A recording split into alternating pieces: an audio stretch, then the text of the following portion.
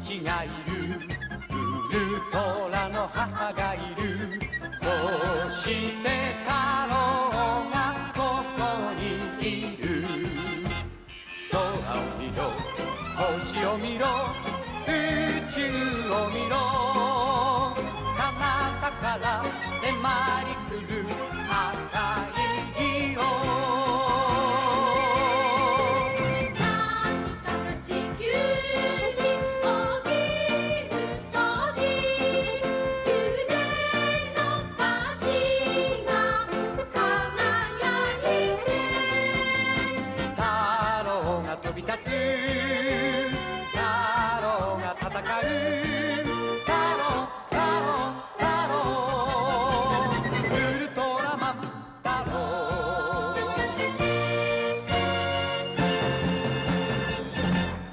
Hello, you are listening to Ultra Q, episode 90. 10 more to go until the big 100. My name is Red. I am joined by Mel. The original Bochi the Rock. So true. So the moment they said it's in Bochi Valley, I was like, you go there for like funny anime girls. Yeah. My secondary bit also for that episode was no, Kitajima, stop kicking, you'll get in trouble. Stupid. Just like these episodes. Complimentary. Yeah. Big fan of how dumb these episodes are. It's pretty fantastic. No Brad this week. It's just us two. He timed it perfectly so we can talk about Wonderful Precure without him. I wonder if that might just be a thing going forward, because I realized the same thing happened for the Hero Sky. I also realized this. I was like, he's still, but it's the same event happening at the same time every year. This is going to continue. Brad will continue to fuck off to let us talk about magical girls. We're very good at our jobs. This is allyship, actually. Yeah. It's very good. I'm a big fan. We will be talking about that, probably not as part of our usual shtick at the start of this episode. It may or may not be a detour quarry, depending on how Red feels. It may or may not be at the end of this episode or in a completely different podcast. It depends on how much work I feel like doing. Yeah, I actually don't know how much work it is to like separate it out.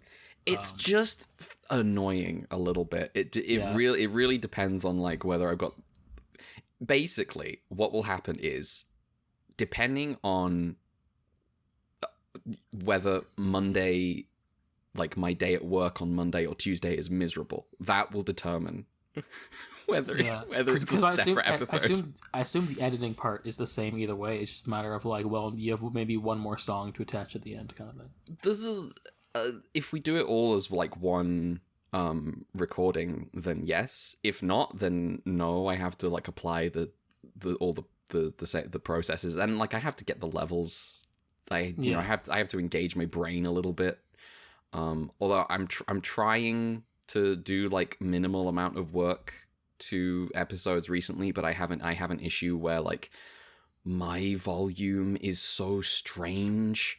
I really don't know what at some point I became like a problem in terms of how much my volume varies, and basically everyone I've ever shown this problem to has gone, I can't hear it, which helps. Yeah, I mean, it might just be a case of like your brain is just like too. It can't be. It was genuinely physically painful.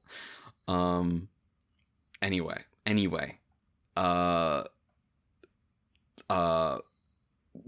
Before coming up, we've got some real dumb episodes of Ultraman. Before any of that, what have we been up to? You done anything this week?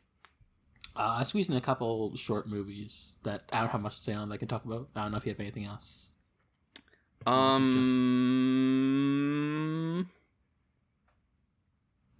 Just getting the vibe of like where you're at.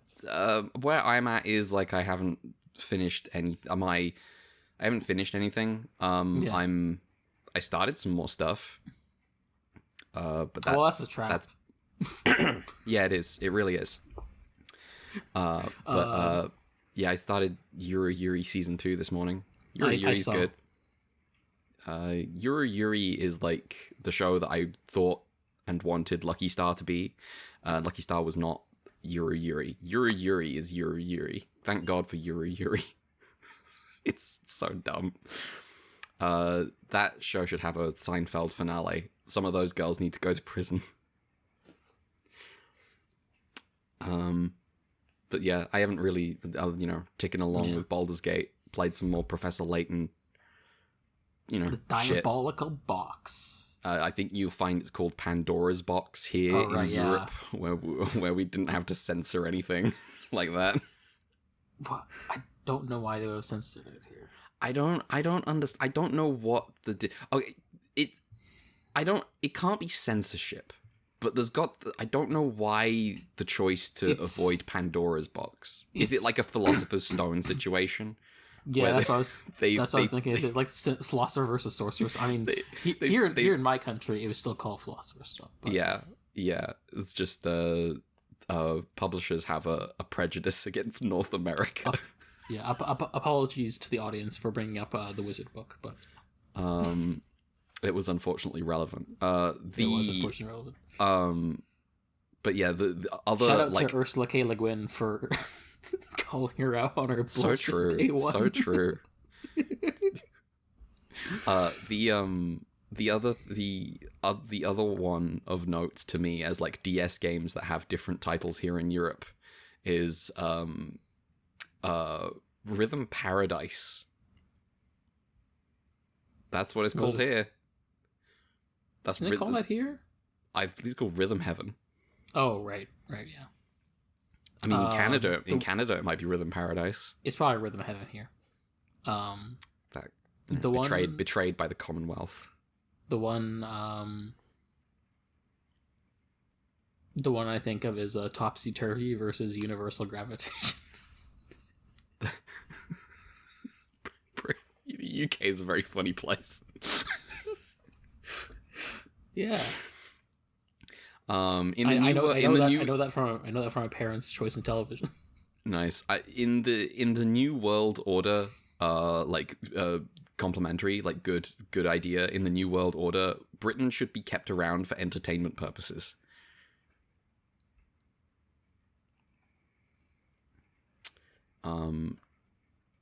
Yeah.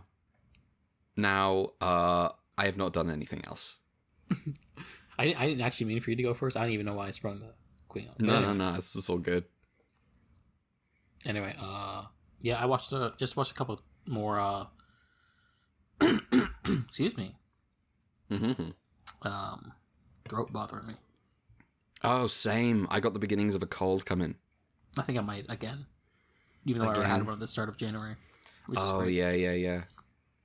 Anyway, I watched a couple more films. Both, again, output by Studio Dai. First one's called Gate of Hell, aka Jigokumon. Which has the very specific distinction of being the first Japanese color film shown outside of Japan. Oh, that's cool. That's very specific, but that's cool. Yeah. I think it's production-wise, it was like because Rashomon took off Dai's upper heads, were like, we need another one of those, but like in color this time, because color was just starting to take off then. And yeah, it's just, the plot is basically like it's set in the Heian era between like the Miyamoto Taira Wars, and like the protagonist is like a noble samurai guy, noble to his lord, who's of the Taira clan. But there's like a weird thing where like there's like a raid by the enemy, and they disguise the lord's. They don't want to escape. They want to get like a decoy for the lord's sister, and so they get this lady in waiting, and the samurai guy falls in love with her.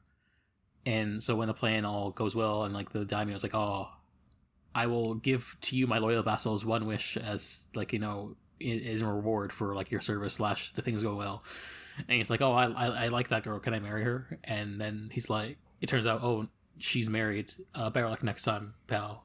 And then he's like, I know, but I want my wish though. This is bullshit. I watched El Cid. Yeah.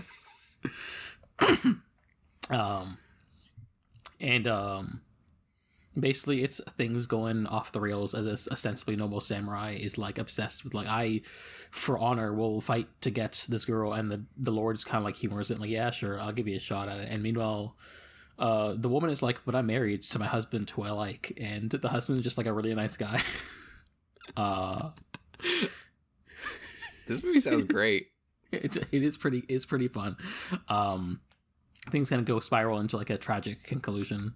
I think there's definitely some commentary there, but also maybe just like the times, hard to tell the distinction sometimes about like the status of like women as property, especially for the era. I mean, this is kind of I watched The Searchers a few weeks ago, and one of my primary feelings about it was like, it was weird to find a movie that was in a space where it was like there was commentary going on, but also it was earnest enough about a lot of the evil shit that it felt there was kind of a weight to it that I wouldn't have got from like a movie that didn't believe that shit. Yeah, like the thing is, like the husband is like a good man, like it's presented as a good man and a good husband, but also there's still like the property element is there, and I think it's like it's not entirely removed from the dynamic when you hear the characters talk, even if it's like subdued. And obviously just the obsessiveness as like the protagonist goes spiraling, and like insists on having her, even though she's like, well, no, I'm married and I like my husband. And it also seems like an element of the story that like the thing that actually upsets people at the court is that he's like a lower status samurai than the husband. I see. And that's the real real crux of the matter. Yeah. And I think it resolves in it's a tragic but like in a interesting way. Though in a way where it sort of feels like the resolution between the two men doesn't actually involve the woman that much. Lol. It's I don't want to spoil it, but anything. But like it's an interesting ending, and I feel like there's a denial of some maybe easy catharsis that could have been gone to that I think is like an interesting in the choice, but also like maybe says something about the values of the men in the situation. That's nice. I think the main thing is like because it is like one of the earliest color movies, you can tell like color was like focused. Like there's a focus on color of like the movie looks pretty cool. It's like that Willy Wonka shit. Yeah, like it's really bright and vibrant. Like really bright costumes. Just looks really pretty. Why did I say Willy Wonka? I mean that works, but I was thinking of The Wizard of Oz. Yeah.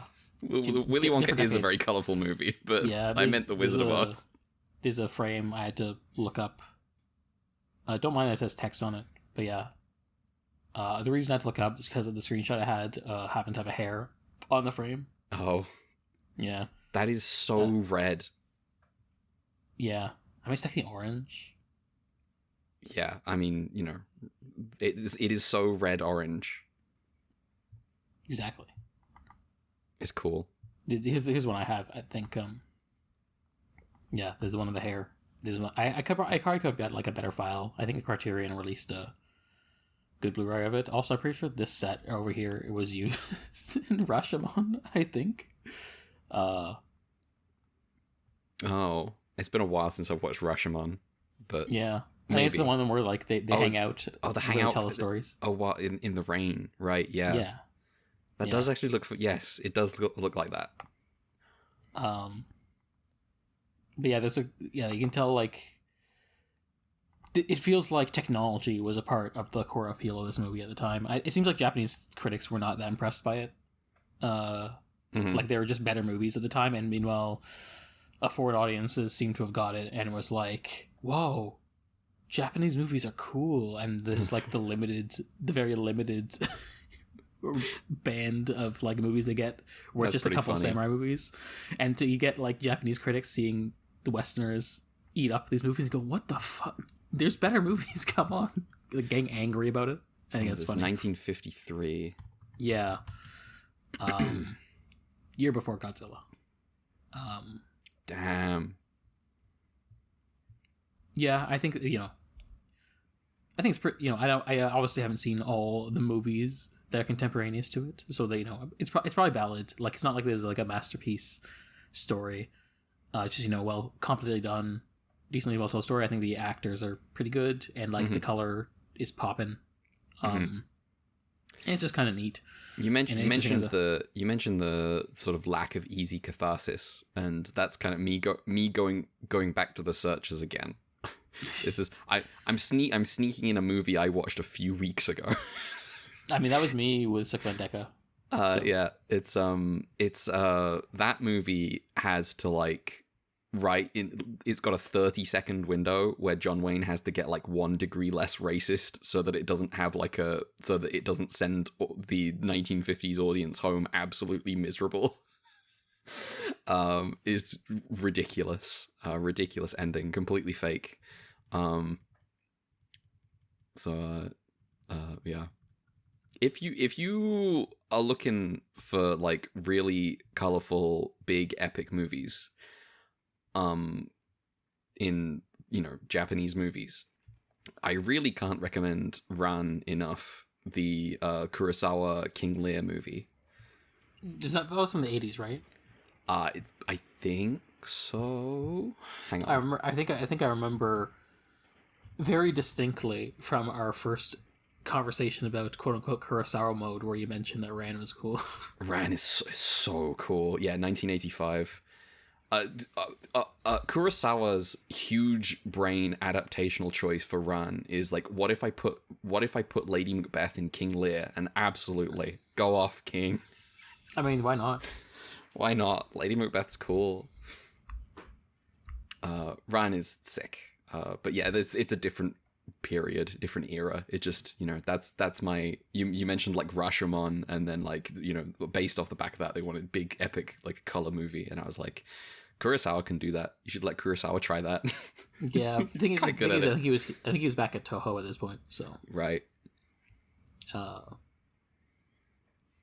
And I think he may have still been making the black and white movies for a hot minute too. So for a while.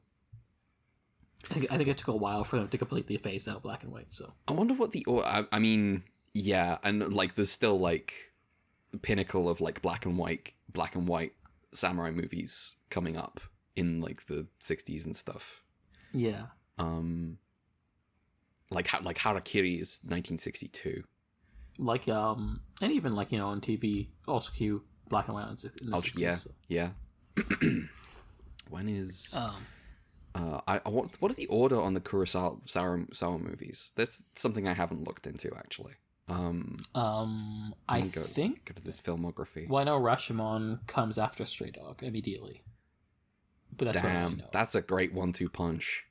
I should watch Stray Dog. I should watch more Kurosawa, basically. I mean, he makes good movies. People like him, I hear. I hear. Including George Lucas. It's very true. The most true. Including Dave Filoni. Derogatory. There's an episode of... I don't know if you've got to in your... Is it the one where it says dedicated to Kurosawa?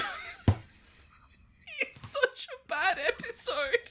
I haven't actually watched these episodes because I'm just listening to AMC. Yeah. But I don't even remember the episode in particular, but I do remember like the gang just going off like, why this one? Come on. It's an attempt at a Seven Samurai episode, and it's so bad. It's like atrocious. Genuinely really awful. And at the beginning it was dedicated to Akira Kurosawa. It's like I don't think he I don't even know who you are. Yeah. Oh man, Dave Filoni, funny guy. Yeah. One thing that I lament that we can't do for our trivia section, so we can't pull out our own Filoni zone. The Filoni zone is a treasure. It kind of goes away in Rebels. It's really sad. They like do a different thing instead. That's because they, there's also the thing like later in Clone Wars, the Filoni zones start getting good. Like Dave Filoni starts to get a handle of how to like cut a promo for his own show. Yeah, it's kind of funny. but yeah, Jigokumon. I had a good time with the Jigokumon Gate of Hell. I watched another 50s Dai movie as well, called Warning from Space, which is apparently the first sci-fi movie in Japan in color. You are truly in your 50s cinema era. I have my reason. Maybe you'll hear them soon enough. But yeah, this setting the second record straight for anything you may hear at any point for whatever reason. Some have said that this movie is like weird and potentially not good quality somewhere. And I'm saying this movie is pretty decent. I had a good time. It's basically seems to be in response to Godzilla taking off because it's like 56. And so there's like we want our own sci-fi movie with special effects. And basically the plot is they're getting like it's kind of a bit Rodanish, where it's like the first like third of the movie is just sort of like there's suspicion of weirdness going on, and there's like you don't get the reveal of the aliens until like a third of the way in, but there's like UFO sightings and other weird shit. And then the aliens do show up, and they're like, well, first of all, I gotta show them they're the greatest looking scrimplos alive. I love these things. Yo, it's the Shin Megami Tensei deep. Yes. It's fucking. I think it is a direct reference. Holy shit. Yeah. These things are like, this is like a color movie, but yeah, I like the black and whiteness of this scene. Googling SMT Star Guy to remember this name. Decarabia. Yes. Yo. But yeah, basically, the aliens are like, well, first they're like, okay, so humans think we're ugly. And I don't get it, because I don't get their beauty standards, to be honest. They like look like a picture of like a famous woman, and they're like, really? This? Well, whatever. And then so one of them one of them disguise himself as a human woman. Except it's like because they're using like the famous woman's like photo as like a reference, he becomes identical to her, and so there's like a case of mistaken identity where it's like, oh, it's like the celebrity, and then someone went up to the celebrity, hey, your body was found in like a lake somewhere, and she faints. Oh my god. But yeah, basically they sort of like eventually piece together that the aliens are here, and the aliens reveal themselves, and it's like, these nuclear weapon shit is bad, but more importantly, there's like a giant planet coming here to attack Earth, and then it becomes Gorath for a second. Except this movie predates Gorath and perhaps inspired Gorath, and is also better than Gorath, I think. This is a Gorath hater podcast. It's not good. Not even the walrus saved it. The shoehorned in walrus. A standard in Toku. Yeah, and there's definitely you have to shoehorn in a walrus for some reason. Yeah. I can't, that perfectly good episode of Ultra Q that is absolutely clearly just completely fine, and there's just a walrus in the sky. The funniest thing is that Totala, the shoehorned in walrus in Alt Q, uses the same suit as the shoehorned in walrus from Gorath. That poor kaiju. It's useless it's completely pointless everywhere. But yeah, basically the plot of the movie is that like the Starfleet aliens come from the same orbit of Earth, but the other side of the sun. Oh, the first, yeah, that happens a lot. Yeah, and the first is to say, nukes are bad. But maybe ? And so it becomes like a case of like, there's a planet approaching, and what are we gonna do? And it kind of just comes down to the wire, and kind of like almost Deus Ex Machina kind of way. But it's fine. It's the era. But yeah, they're basically like, our Earth nukes don't work. But then we discovered like the better nuke that blows up the other planet, and it's fine. Nice heroic nukes. Yeah. It's really funny that the aliens are like, you Japanese people of all people should know about how bad nukes are. Owned. Just absolutely. I mean, I guess, Mr. Alien. That's kind of just rude. I'd probably feel like that is a ruder thing to put in your movie if it wasn't already a Japanese movie. Yeah. This is a diplomatically tense situation. I wouldn't have said that. I guess if it's a Japanese movie, so you know what, fair play. I guess you're allowed to say that. Yeah. I guess we already did have Godzilla. Mm-hmm. But yeah, I think it's just compared to like similar stuff from the time, like Mysterians, like a competent one of these. I wouldn't necessarily know if it's like stands up to the best of the Toho kaiju stuff, but it definitely clears the worst of it. There's a lot better than Varan or Gorath, so I think like whatever seems to ideas, I think of any like things I saw of it being like maybe lower quality, I'm just like, I know what you're talking about. It's it's fine. It's one of these. We've watched stuff that people really like and fucking sucks. Yeah. And vice versa. Yeah. It happens. Yeah. Some people really don't like the last stretch of Return of Ultraman. It's like, it's got, it's good. Scott Sublorbo. I forget his actual name. I also forget Sublorbo's real name. By no, I don't. We both know what we're talking about. Yeah. That's him. That's Sublorbo. Yeah.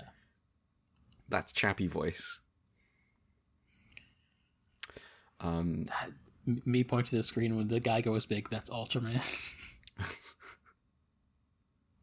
Yeah. That's how it works. I point at the screen when the guy doesn't go big. That's Ultra 7. Yeah, except when he does. I said when he does. Today's Ultraman 7. Ultraman 7. No, that's Leo. Yes, that is true. Coming in like 2 weeks. Yeah. I'm excited. Do we know what the good sub? Do we have good subs for Leo? Can you? When we're done here today, you can. Is it in the pinned the stuff? Yeah, like I've done extensive pinning. Nice. For like basically the next 2 years, more or less. I don't even have to think. This is fantastic. Yeah. And then Leo is the last one where I'll have to ask you to look at the the curated subs. Leo's the last one? Oh, wow. Yeah. Wow, they make up their minds. No, they don't. Not yet, but... Oh. It's just a gap. But yeah, Warning from Space, pretty good, I'd say. You got some nice Scrimble aliens. It's better than Gorath. So I guess you want another one of the movies from this era. You can. Apparently, Stanley Kubrick watched it and was like, "Sci-fi is cool." I mean, he's right. Sci-fi is cool. And then that influenced his film career because he made one of those. He did make a sci-fi movie. He did do that. Yes. Did he make more than one? I don't actually know. I only found out in the past month that there was actually an 80s sequel that adapted 2010. Instead of typing it into Google, I just typed Stanley Kubrick into my summaries. Starring Roy Schneider. This is just the episode where we look up director filmographies. Well, that's fine. Oh, well, I mean, I guess A Clockwork Orange is sci-fi. Kind of. Yeah. The Shining, is that... No. Is that sci? I don't know. Oh, you might wind up watching a Kubrick movie if you're on this journey. At some point I should... This Sword and Sandals journey, right? Which one is it? Is it Spartacus? Yeah. No, yeah, that's on the list. Nice. It feels like I've heard it described. Okay, the way I've read it, it's my takeaway I had from it is it's like a quote unquote deconstruction. The Magica of Swords and Sandal movies. So it might be later in my watching. I see. We'll see. I see. I'll probably have one of those for next week. I just didn't want to like squeeze it in this week because I was like, it was a busy week for me because I had like a paper due and right, you're busy. Wonderful. So yeah, we did finish at least one big thing this week. Yes. In which case, we can probably move on to Ultraman. Yeah. Speaking of, presumably, mm-hmm. Burning Chrome next week. I assume so. Hopefully, Brad. Maybe. I'm already halfway through Neuromancer. Come on. I don't think I'm going to read. I got through, but I realized why I don't listen to Shelved by Genre, because I read Burning Chrome and I was like, that was good. And then I started reading a different book than you. I was like, oh, I'm going to read a Robin Hobb novel. I'm going to read a fantasy novel. So I will not be joining in, but I've read those books, so I mean, you can just listen along if you read them already. Yeah, but they're not. That was like 10 years ago or something, like 9 years ago. Unfortunately, this is my conundrum with age and Eureka 7. I mean, I will just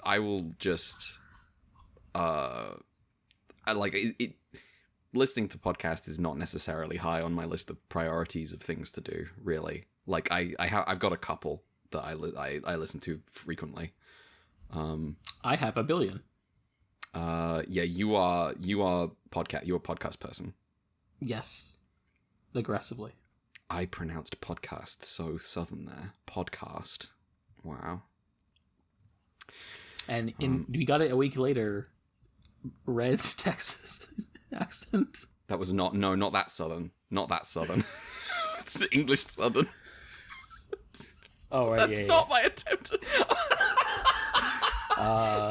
So director asking a cowboy actor to do a southern accent, starts speaking in London. So starts putting on maybe a BBC, like a received English type thing. I don't know. Does Cockney accent kind of southern? Oh yeah. Because London. Yeah. I think my grandfather may have had a Cockney accent, but I'm not sure. Nice. Anyway, Ultraman. Speaking of, you mentioned Veron like 5 minutes ago or something. Speaking of Veron, we got a kaiju called Veron. Yeah. In this episode 48, from a Japanese nursery song, Kaiju Doll Festival. You got the second half. Ooh. I did. Featuring drunk Kaiju Veron. A boy named Taro gets dressed up as a girl by his sisters, and they run through a ceremony involving white sake and some weird dolls and some dancing, and then some boys show up to make fun of Taro for dressing up as a girl. And I was upset. It is a little unclear why his sisters dressed him up as a girl, but I mean, I have a sister, and she did it to me, so maybe this is just worldwide sisterly behavior. Taro grabs a wrench. I should have had a sister. Yeah.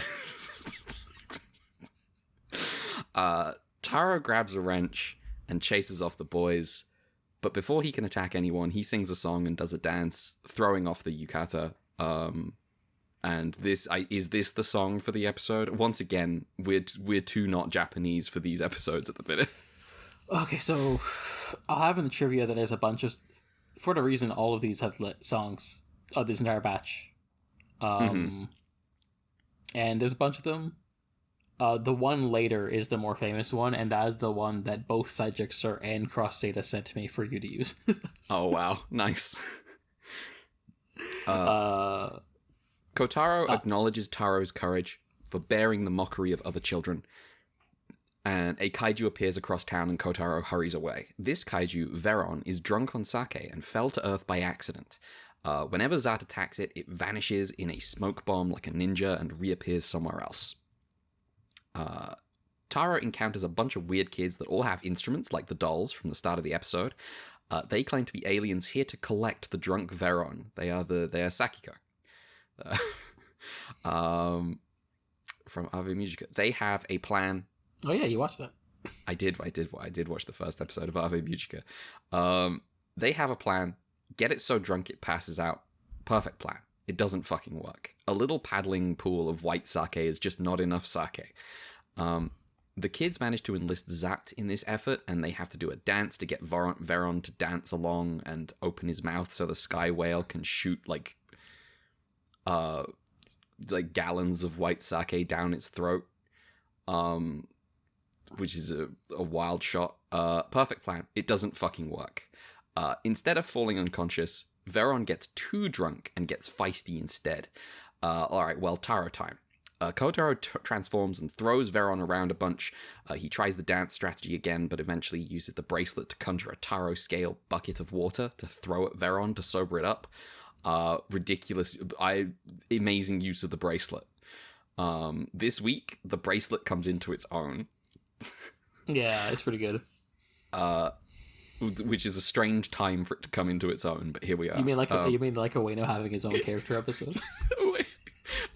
Ueno, we got like one more episode of the show. Do you want to have an episode? Yeah, I'll have an episode. Fucking Ueno. Yeah. Taro, as in Ultraman, flies Veron up to space, and Taro, as in the boy, waves goodbye to the alien kids who are riding Veron up to space too. All the kids, and even Kotaro and Kirajima, join together to dance. The end. I do just want to say, when I saw the sake plan in action, I just had in the back of my head, perfect plan, it doesn't work. Yeah. This is my new thing. This is my new catchphrase in Ultraman. The thing that Taro gifted to us. Yeah, exactly. You heard me stumble in my summary. That's because last night in a haze, I guess I wrote the summary a little different. I described it as they have to do a dance to get Veron to dance long and open his mouth so the sky whale can shoot thick ropes of white sake down his throat, which I thought was maybe a little much. Barely a sky's fetish. Yeah. This is an odd episode. Yeah. I think it's fun. It's fun, but the dance numbers are funny. The dancing kaiju. I like this kaiju. I like multiple of the kaiju this week. Yes. The whole vibe of the aliens yeah, we're sorry about him. Yeah. He's just a bit rough on the booze, and I'm really sorry. I think is a really fun vibe. I think this episode is just nice. Obviously this is Taro. We have some emergence of gender ideology here. What is the overcorrection from Ace. The overcorrection from Ace. So what is happening at the beginning of this episode, really? Like I looked it up. What's the justification? I don't know what the nursery rhyme is, but at the very least, this does seem to be like based on Hinamatsuri, or the Doll Festival / the Girls Festival, which is a holiday in March 3rd. And so I assume it has to do with that, and that apparently also ties into like the aliens, because they're also themed around like some of the characters / dolls from that same sort of ceremony. So basically it's a holiday themed episode for a holiday we don't know. Yeah, I truly I just didn't get necessarily what was going on, but him like grabbing when I thought that this was just a girl who was embarrassed about being girly and grabbing Yes. the wrench and charging off to go beat up boys, I was like, hell yeah, this episode rules. And then it was a boy that his Yeah. sisters had dressed up as a girl, and I was like, less rule, but this is it's all right. I'll live. Yeah. Yeah, it's Don't worry, we got the last episode of the batch to improve that. So true, kind of. But kind of. But yeah, yeah, it's just I do think I was a bit turned off a bit for obvious reasons from the first bit, but everything after that was just a fun, goofy episode. I like Kirijima asking Aragaki like, this is a weird question, but can we make a white sake with the white not the white whale, the sky whale? Yeah. And Aragaki is just like, what? I mean, I guess, yeah. Zat are down for anything at all. This is why they get things done. It is. They're so competent, and they're not evil most of the time. Well, they got better about that. Yeah. Go for it. I was just thinking in the normal mapping chat, because I brought up Ultraman in relevance to the Star Trek VoIP. And it was just like, oh yeah, at first Ultraman, my impression was Ultraman is just way less curious about finding new life. And I'm like, this is true, but Taro is better about that. Yeah. Ultraman, the OG Ultraman is just like the most, you better not so much as like glance funny at humanity, or you're dead. You don't even have to do anything wrong, like anything at all. Ultraman will get you. The actual like the stuff that it's in this episode about like, oh, he's the very beginning where he's like, oh, I'm a boy, I'm gonna, and Kotoro's like, oh, congratulations on not beating those kids up, that was really good and manly of you. Is like, the problem with Taro that we have continued to run into is just we are no longer thinking, girls do not exist anymore. No. I even almost feel a bit like there's a element of like, oh, the boys can't let their older sisters push them around. They have to be the man of the house, kind of thing. Yeah. And he's like yes, leading the he charge. is talking about like being the man of the which not great. No. It'll be nice to get past this decade where maybe things are better. Maybe. We can hope. I mean, I've seen 80s Gundam, so who can say? 80s Gundam is nothing but feminist masterpieces, obviously. My friend of mine was watching Zeta recently and just tweeting about something, and I was like, oh, this tweet's about Rekoa. I once saw art of Rekoa and Emma to get like its official art of Rekoa and Emma, and like someone retweeted it to be like, oh, they should kiss, and I was like, I think I think Rekoa would call Emma a slur. I really I think Rekoa sat there like, God, I wish a man who hates women would fuck me. I can't. Yeah, like I'm like, I know where the impulse comes from, but you just don't understand their dynamic. Rekoa is like the straightest woman that has ever been in Gundam. It's crazy. She's like she would be the one who watches like the Tradcath housewife TikToks. Oh God, yes. See, this is the thing. This is the thing about Gundam is, yes, there's misogyny. However, that's the misogyny special made to sit in our brain and be so No, stupid. like it's a different like thing. Like there's a galaxy brain leap. Yes. People who have not become Tomino pilled don't know. They don't get it.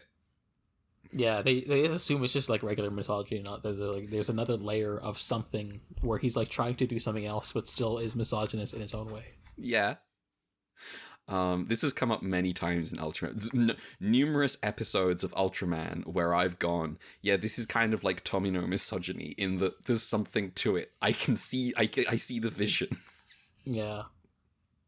Like I've seen like I think I've seen a mutual of mine who opinions of Gundam I don't exactly agree with a lot. Kind of like they made a tweet like, "Oh, it's weird how Tomo is like, oh, women should be in the kitchen." I'm like, no, that's not. That's not no. That's That not, is that's that not is his, not no. That's not what I he's think saying. I think you got. I think he's too brain genius to think that ever. I can't wait to watch Brain Powered. I really can't. I need to watch it at some point. Yeah. So, who made this episode? So I covered it because I was like, well, there's a 50-50 chance Brad will be too busy. Yes. Because, you know, Frosty Power Wings and all that. And he confirmed in the chat as we started the episode, so. Director is Eizo Yamakiwa. Writer is Bunpei Ai. Special effects director is Jun Oki. Veron is designed by Takashi Shimazaki. I should go check if I've got to buy on him eventually. Also, the kaiju showed up at Takeshi's castle at some point. I don't know the context for this. Just the Ultraman, as Ricky said. That's cool. Yeah. The aliens are called Alien File, aka the Space Boys. The Space Boys. Yeah, and they're based on the 5 musicians from the Hinamatsuri festival doll stuff. Fun anime. Also, the songs in this episode, there's a bunch of them.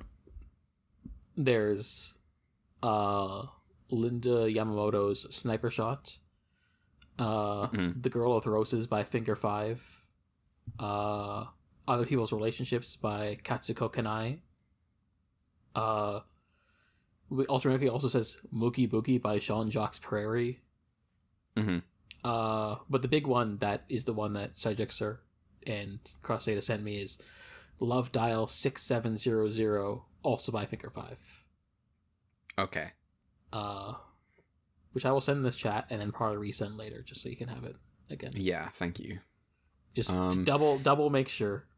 Yeah, I guess the wrinkle then in the opening kind of like gender bit is when he's like throwing off the yukata, singing along to a song about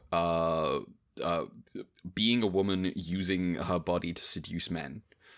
Yeah, and dancing along to it. That might be Sniper Shot. I'm assuming, or Sharp something. But it's it's fun. I basically think that this episode's pretty good. Yeah, I think it turns out pretty out in the end. There are better episodes this week, however. Yes. Do we want to move on to episode 49? Yeah. That sounds like a yes, maybe. I said yeah. Oh, I didn't hear it. Oh. I didn't get anything. Oh. All good. Episode 49 is called Sing Kaiju Big Match, featuring song lover kaiju Orphe. In a particular valley called Bocchi Valley, near a particular village, there is a particular kaiju. The kaiju's name is Orphe, and it's a musical kaiju. It leaves its burrow and sings its heart out into the valley, and the locals love Orphe. They use Orphe's song to predict the quality of the harvest, and many of them have drawn pictures of Orphe and sent them to Zat, along with a recording of its song. And Kotaro and the gang marvel at the song, the gentle herbivorous face, and the extreme outie belly button. Zat must protect gentle kaiju like this.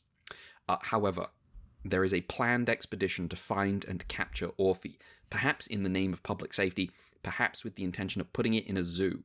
When the Zat lieutenant goes to issue a protest in full military uniform, the leader of the expedition reveals a lot of very important people.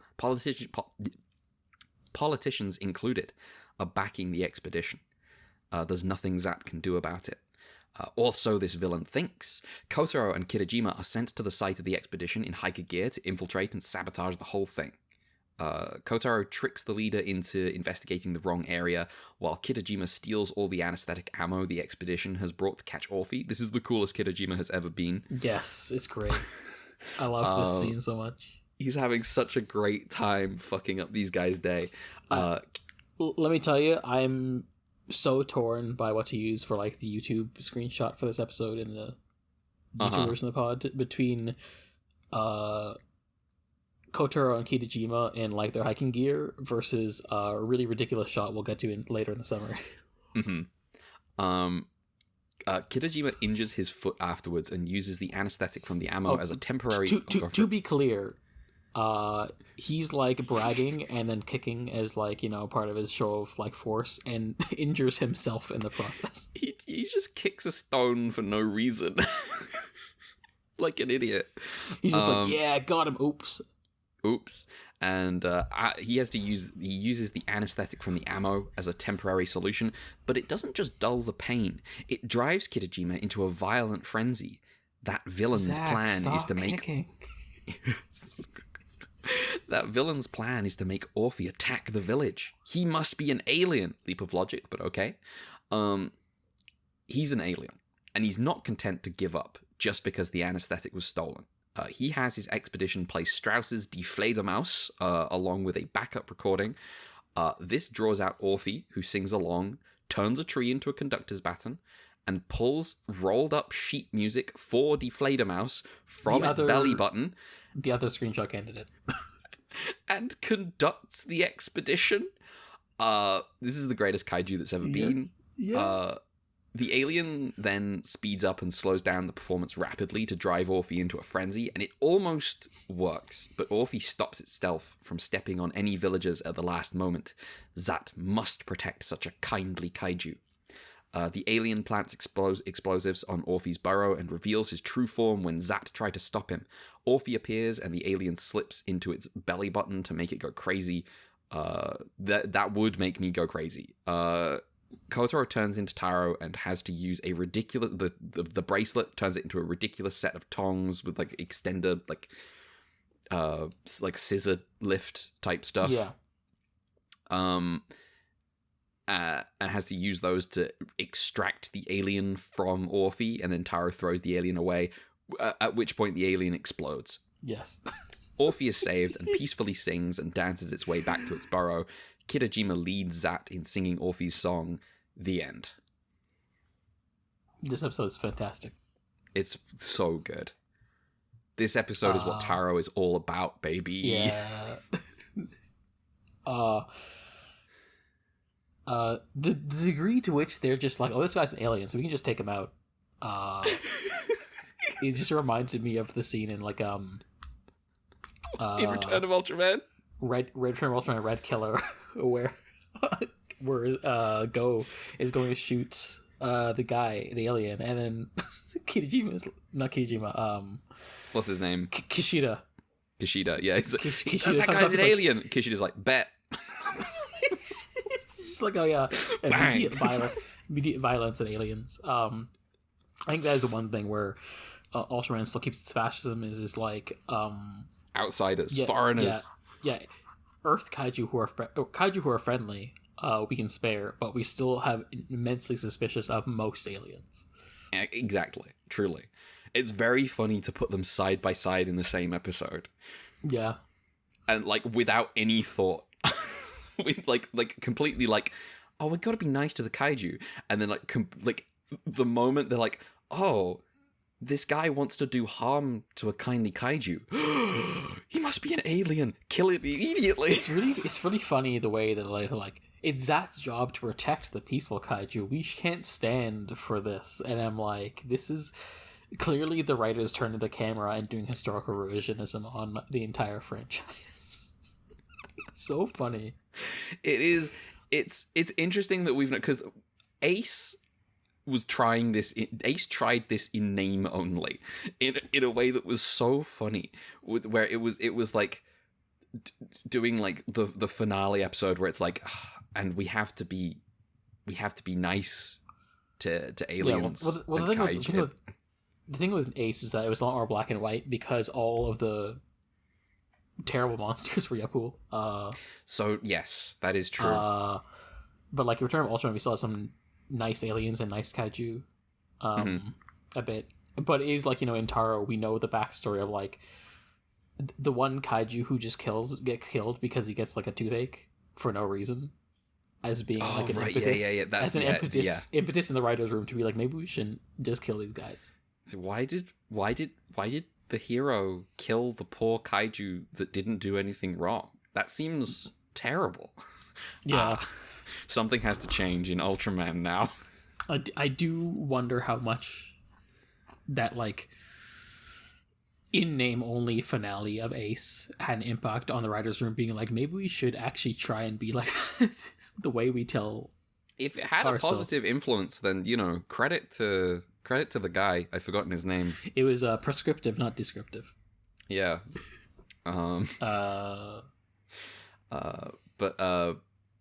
But yeah, this episode. So Orphe, incredible kaiju when he pulls out the fucking sheet music and like taps the baton against his arm and starts conducting. Incredible. What a kaiju! Yeah, it was great. I was just like, I can't believe he has like a mountain-sized sheet music properly made already. Yes. Yeah. Like that kills someone if it fell on them. Yeah. There's another element of this. There's another element of Ultraman's ideology in this, which is they talk about Orphe's gentle herbivorous face, yes. about how it looks friendly, and therefore it is more worthy of life. Me going back in time and giving the writers of Taro B stars to think about. Wow. Wow. I don't know if you can give B stars to people from the 70s. I think it would break them. I don't know. I think there's that stuff is still like, keep that shit secret. It's potent. No, the world was not ready for not like these days. The world wasn't ready for wonderful Precure at the time. Seems like here's the thing. The world was quietly ready for it because all the Disney shit was happening all the time. Yeah. There's some people who weren't ready for wonderful Precure. We'll get to that later.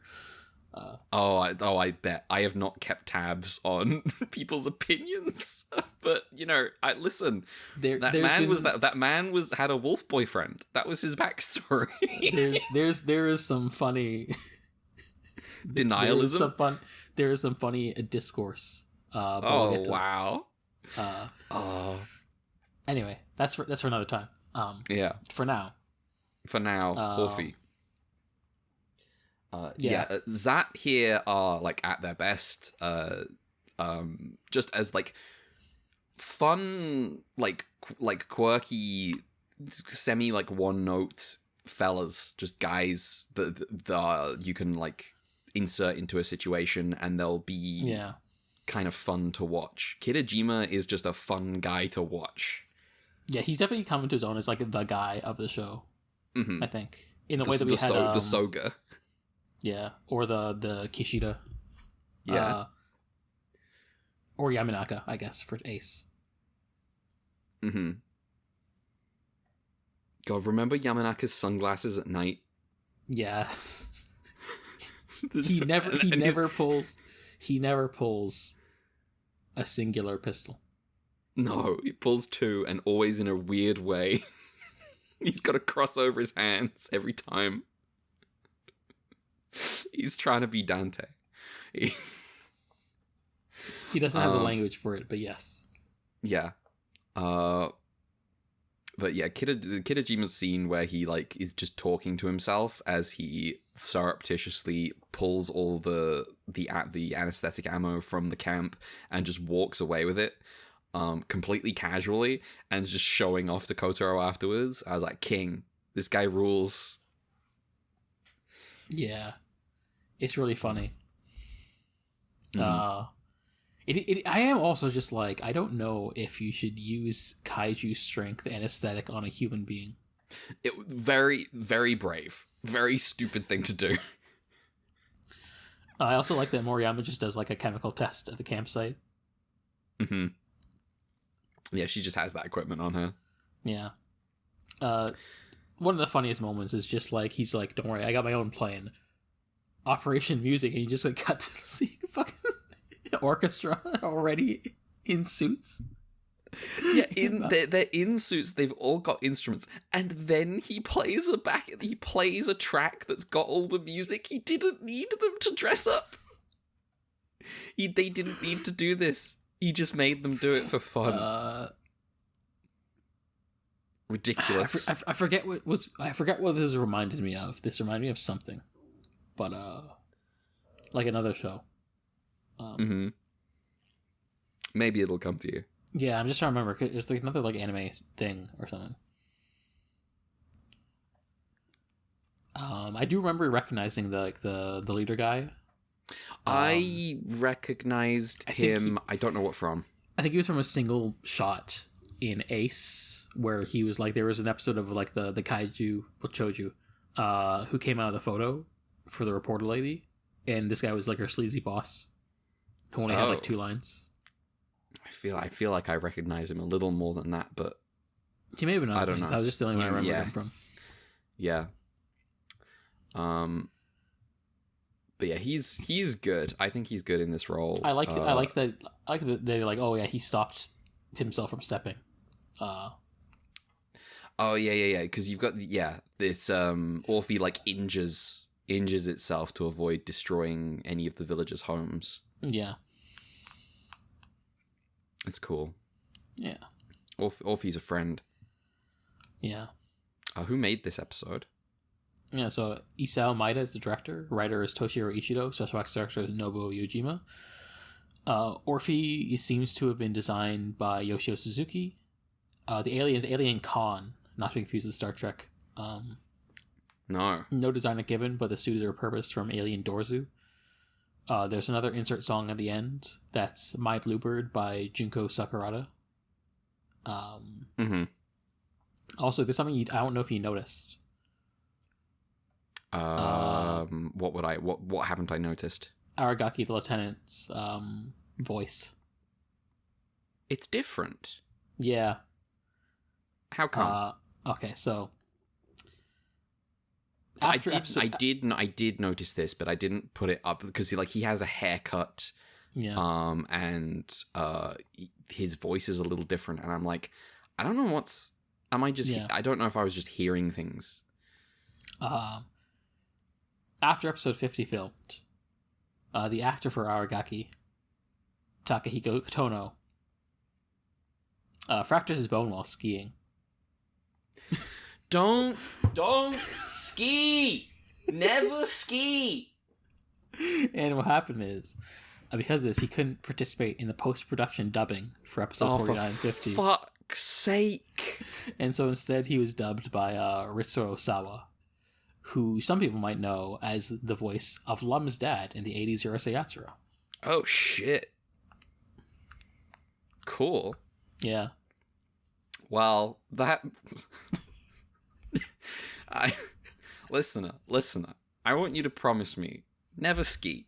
Never do that. It's funny how it keeps coming up. Ridiculous sport. Never do it. Only ski if it's like culturally appropriate. like if you genuinely if you're living in a like people who ski who like culturally like they live in snow, they ski, right? That's different.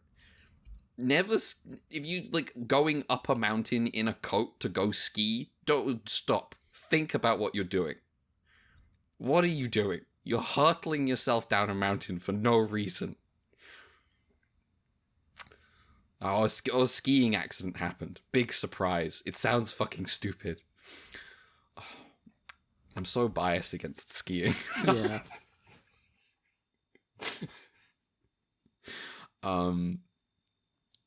what's the Camille in the Discord? What's the one? Skiing and helicopters. Those are the two things that celebrities should stop doing immediately.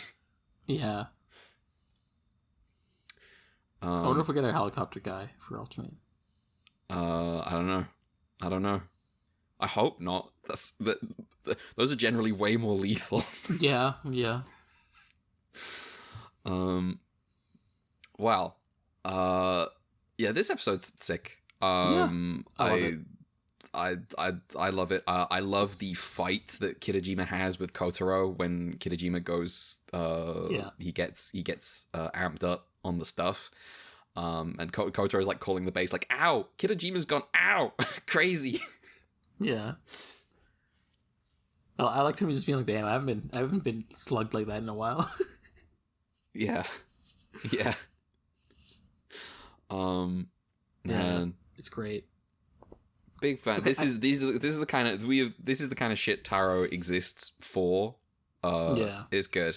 So I think one of my mutuals said that like, there's definitely some people in the English fandom who don't like Taro because too goofy. I'm like, you cowards. They need to lighten up, have taste.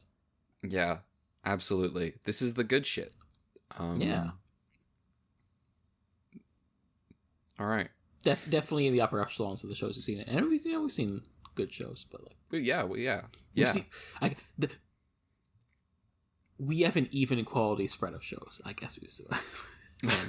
And Taro is on the you upper know end what? You know what? That of course we do. That's how averages work. Yeah. So yeah, that does make sense. Yeah. I was thinking last week like, I think it's funny how like divergent yet in line our tastes kind of are at the same time. Mm-hmm. Where I was like, I think we all had like different feelings on Arc after the last episode, but it still probably falls in like a similar spot in our rankings for all of us. Yeah, which is fun. Mm-hmm. You know what else is fun? What else is fun? Volleyball. Volleyball is fun. Volleyball, you're not gonna get into a skiing accident if you play volleyball. Episode 50, the kaiju sign is V, featuring ball lover kaiju Gara King. Don't laugh. A kaiju, curled up into a ball, falls from the sky and obliterates an airport just immediately. Yeah, like literally squashes like a plane that's landing. Yeah. 100 people died right there. Yeah, so many people die at the beginning of this episode. Yeah, the completely unremarked on. The funny thing about the damage is that like, you can presume people are dying with like the buildings, but because you don't know the state of evacuation, it's possible like less of them die than you'd think. It's if a plane is in flight, Schrodinger's collateral damage. Yes, but if a plane is in flight, it has people in it. People die in that. Yes. This is Gara King. A young woman named Yuki rescues a boy, but gets so worked up that instead of running, she turns around and scolds Gara King like, "I am a woman and this is a child. That's a nursing home over there. Are you really so weak you'd hurt women, children, and the elderly?" This spot, because of the way it was framed, I went, did Tomino direct this episode? She has a cut in. She has a Gundam cut in. It's wild. We should. If I had the ability, I would edit that so that it was like a triangle coming in from the side of the screen.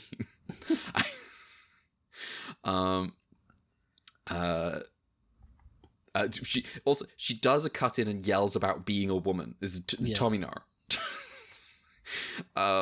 The kaiju does actually seem to be listening to her, and then Kotaro turns up and tells Yuki she's acting crazy, and she tells him to fuck off and do his job.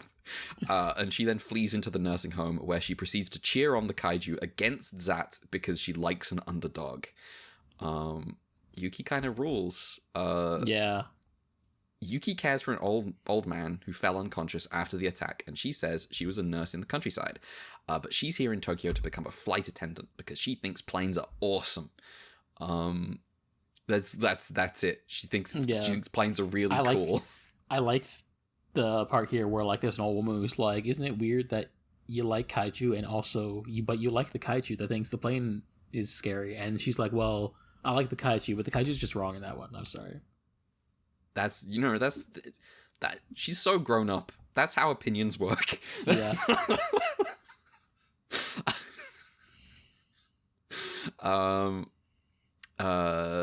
Yeah, anyway, she thinks she should get going, but oh no, the old man seems to be sick again. He's being sneaky. He wants Yuki to spend more time at the nursing home. Yuki does all sorts at the nursing home. She makes food. She trains a bunch of kids to play volleyball. She then organizes a volleyball game between the residents of the nursing home and the kids. She cajoles Kotaro and Nanbara into playing in the volleyball game, arguing that Zat's job is to protect the citizens, and the elderly are citizens, and protecting the elderly is about more than just fighting kaiju. You have to help enrich their lives and give them something to live for. And she insists this is meaningful work. Someone suggests it might be nice if Yuki stayed here instead of becoming a flight attendant, and she's clearly troubled by the thought. And then, BAM! Garaking reappears, falls from the sky. Yuki's having none of this shit, and she fights back by playing volleyball with the kaiju and winning. Look, just what I can't. It's great. I love it. Just watch the so episode. Much. there is no way of explaining how this works and it making sense. She plays volleyball against the kaiju and wins. That's what happens in the episode. Zat starts their attack. The elderly arm themselves ready for a fight, and Yuki cheers on Kotaro and Nanbara. Nanbara is about to get stepped on, and Kotaro transforms into Taro. Taro fights Garaking and has it dead to rights, but Yuki shouts, "Don't kill it!" And Taro listens. Garaking curls up into a ball, and Taro spikes it into the stratosphere, up into space. Goodbye, Garaking. In the aftermath, Yuki is packed and ready to leave. Everyone is sad to see her go, but wishes her luck on her flight attendant test. And then, as she walks away, a bunch of them all jokingly feign illness. Kotaro quotes Yuki's own words about caring for the elderly back to her. He agrees that it's meaningful work. Yuki at last decides to stay and arranges a volleyball game against Zat. The end. I'm gonna say what I said on the sites. Disappointing when the character of the week of the fourth to last episode is the coolest character ever and not a mainstay of the show. It's very funny that Kotaro now has his run-in with a weirdo. Like the way that Kotaro's actor was in the last season. Like I was like there was we talked about in the Bamstar episode, there was the Umino as kind of like Kotaro's foil in a way. Mm-hmm. But this one feels a lot more like Kotaro meets his own Shinada.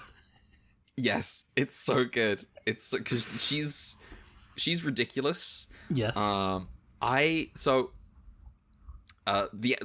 first of all, this episode's great. Just this episode's fantastic. I love this episode.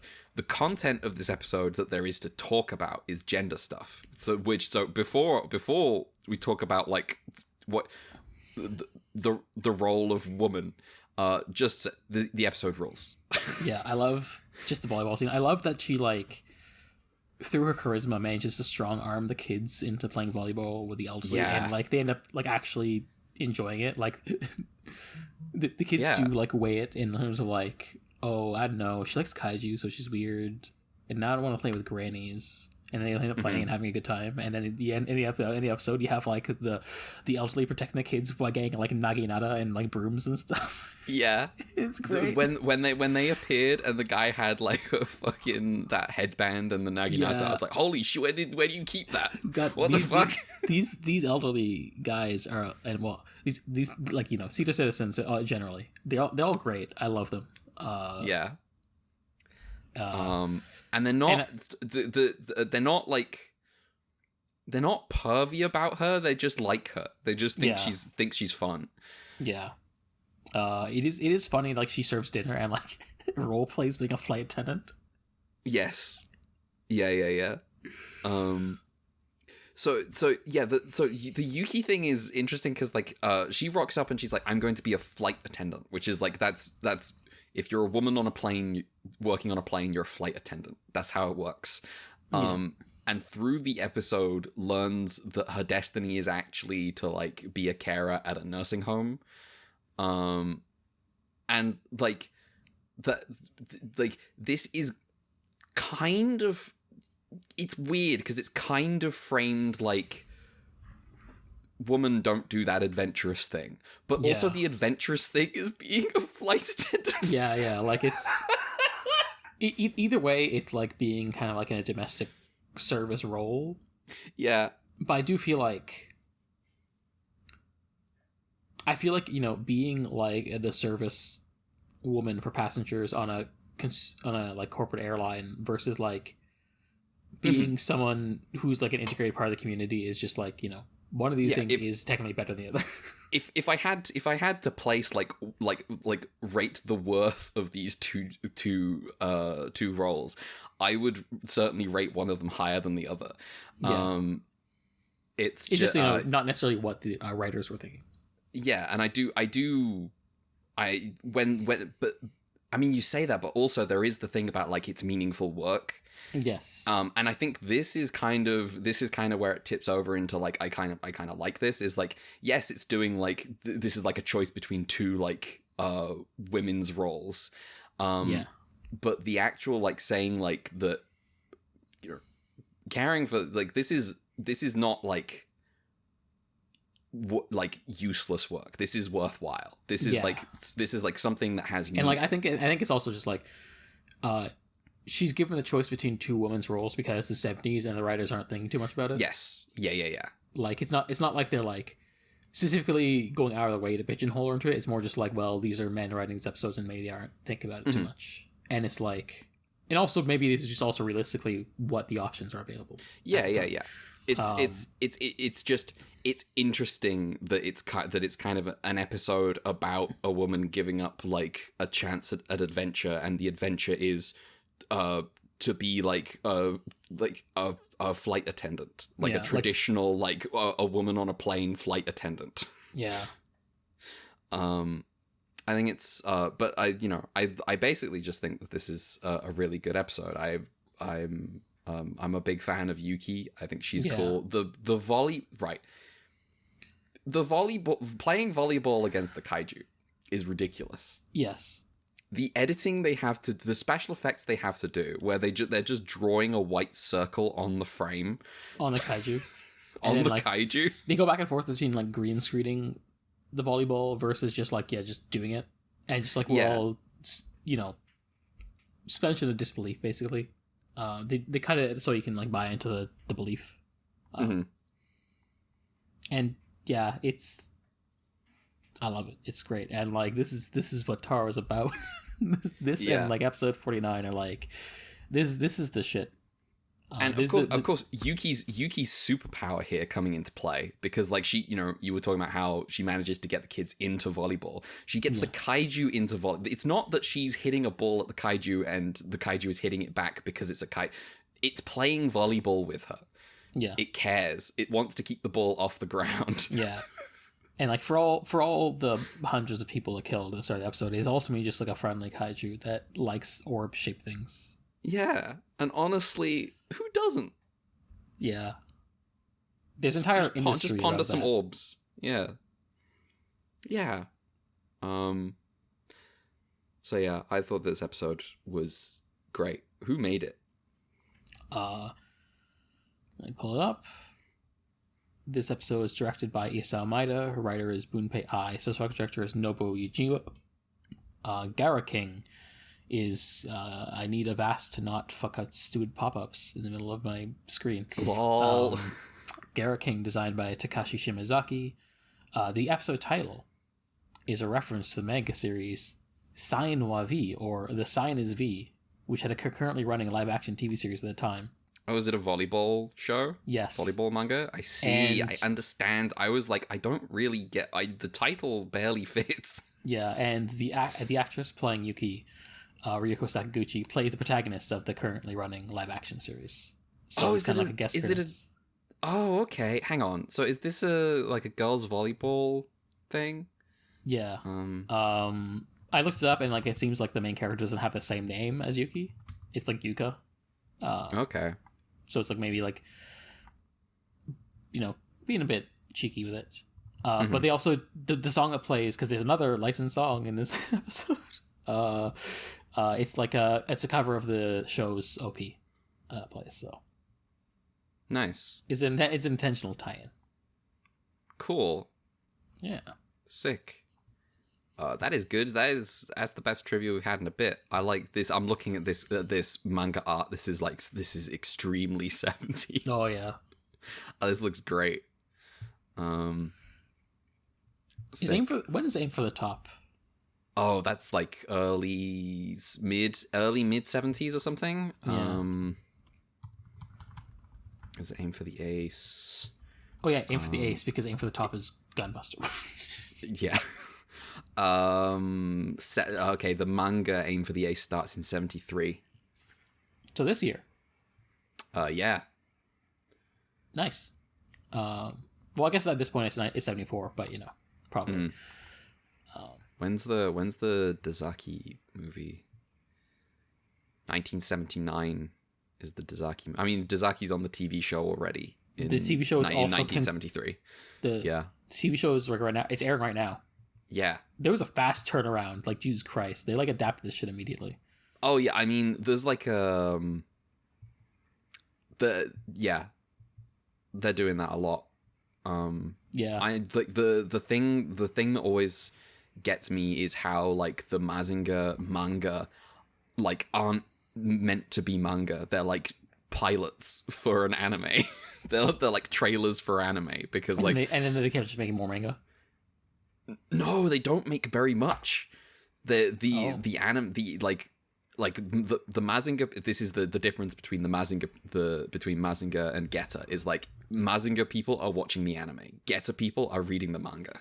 Okay, it's just that Toei also made the Getter anime, but like it's a lot more like, oh, we got the license to make the thing they're making manga of, as opposed to like there's a tie. Yeah, because the thing like with Sailor Moon, there's like, I think I brought the article in various pods. So there was an article I learned about what was called like sort of media mix approach to Magic Girl shows, or sort of like more of a collaboration between like a person who is like, I'm gonna make the manga and we're gonna make the show, and like Pat Labor. Yeah. And so like the Sailor Moon wasn't so much Naoko Taguchi like made a manga and then was approached by Toei. It was more like she was making Sailor V and was approached by Toei to make a new thing with them. And so she made Sailor Moon. They made Sailor Moon together, and like her manga was like a template, was like a base, but like it's more the works are more interconnected as opposed to like an adaptation from a source material. And like obviously it was like her manga was like driving the core plot, and that's why there's a lot more like episodes of quote unquote filler, because they're still like waiting for her to get further along for the core plot. But like it's a lot less like I guess maybe a Naruto type situation where there's like independently a manga and then they adapt it kind of thing. So and like the show being a port of the brand is part of the brand in a way. Yeah. Wow. So yeah, this episode of Ultraman, it's nice that this late in the game we just get this nice reminder of what Taro's like specialty is just stupid shit. Yeah, it's just doubling down on it. Very, very happy. In a way, to it almost be feels like going out on this kind of stuff. They kind of like culminated the pinnacle of it in a way. Yes, going out. I'm interested in what like a Taro finale is going to be. Yeah. I don't know what. Because here's the thing, Kenichi and Saori aren't in the show anymore. Yeah, it is weird. I noticed that they have been absent. I don't actually know why that's the case. Like I couldn't find any information on that. It's on the one hand, there might be production stuff. On the other hand, it might just be like the focus of the show has changed, because like it's become about like one-off characters so much, and Kotaro's kind of like a supporting character in that story. Will they bring them back for the finale? What do you think? I don't. That's the thing, is like if they go. Excuse me. Hang on. If they're going to bring them back, I would put them back in the show again for a little bit, I would revisit those characters because, like, at one time it felt relevant that Kotaro was living with Saori and Kenichi, and at the moment it doesn't, in a way that might sabotage the ending of the show, because presumably they have to involve that sort of thing. I don't know. It does feel like the 2 attempts we get at, like, the Sakata situation does just get sabotaged both times. Mm-hmm. And then the Return of Ultraman solution was to just try and kill them, and just force them with another woman. No, but also Rumiko and Jiro were just, like, made more relevant in the later episodes for, like, to make up for it. Yeah. Poor Rumiko. Worst lot of any Ultraman character. Absolutely. Here, have a child that you didn't ask for. That's your kid now. Yeah. I think all the time. Deadpan going, say the Ultra O's Jiro, and then Jiro's like, no. I will never say the Ultra Odes. Says them immediately. Yeah. And because Kenichi's not hanging around until the end, I don't think he's dethroned Jiro. I think Jiro's still the Ultraman kid for me. Yeah, Kenichi's maybe a better person, but... But ultimately, that's not what sticks in the mind. No. What sticks in the mind is woman-hating little child. Yeah, Kenichi's a good kid. Whose big brother is like, where'd you learn that? Who taught you that shit? You watch TikTok again. Kenichi being like, I don't know about this Andrew Tate Jiro. I watched those videos you sent me, but I don't know. This guy seems weird. Yeah, I'd rather watch Ethan Klein.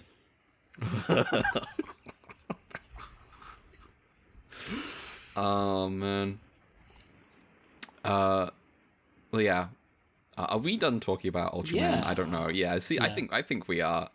Good week. Yes. Color timers. Do you have color timers? Yes, and I will actually do the run back this week. Close it okay.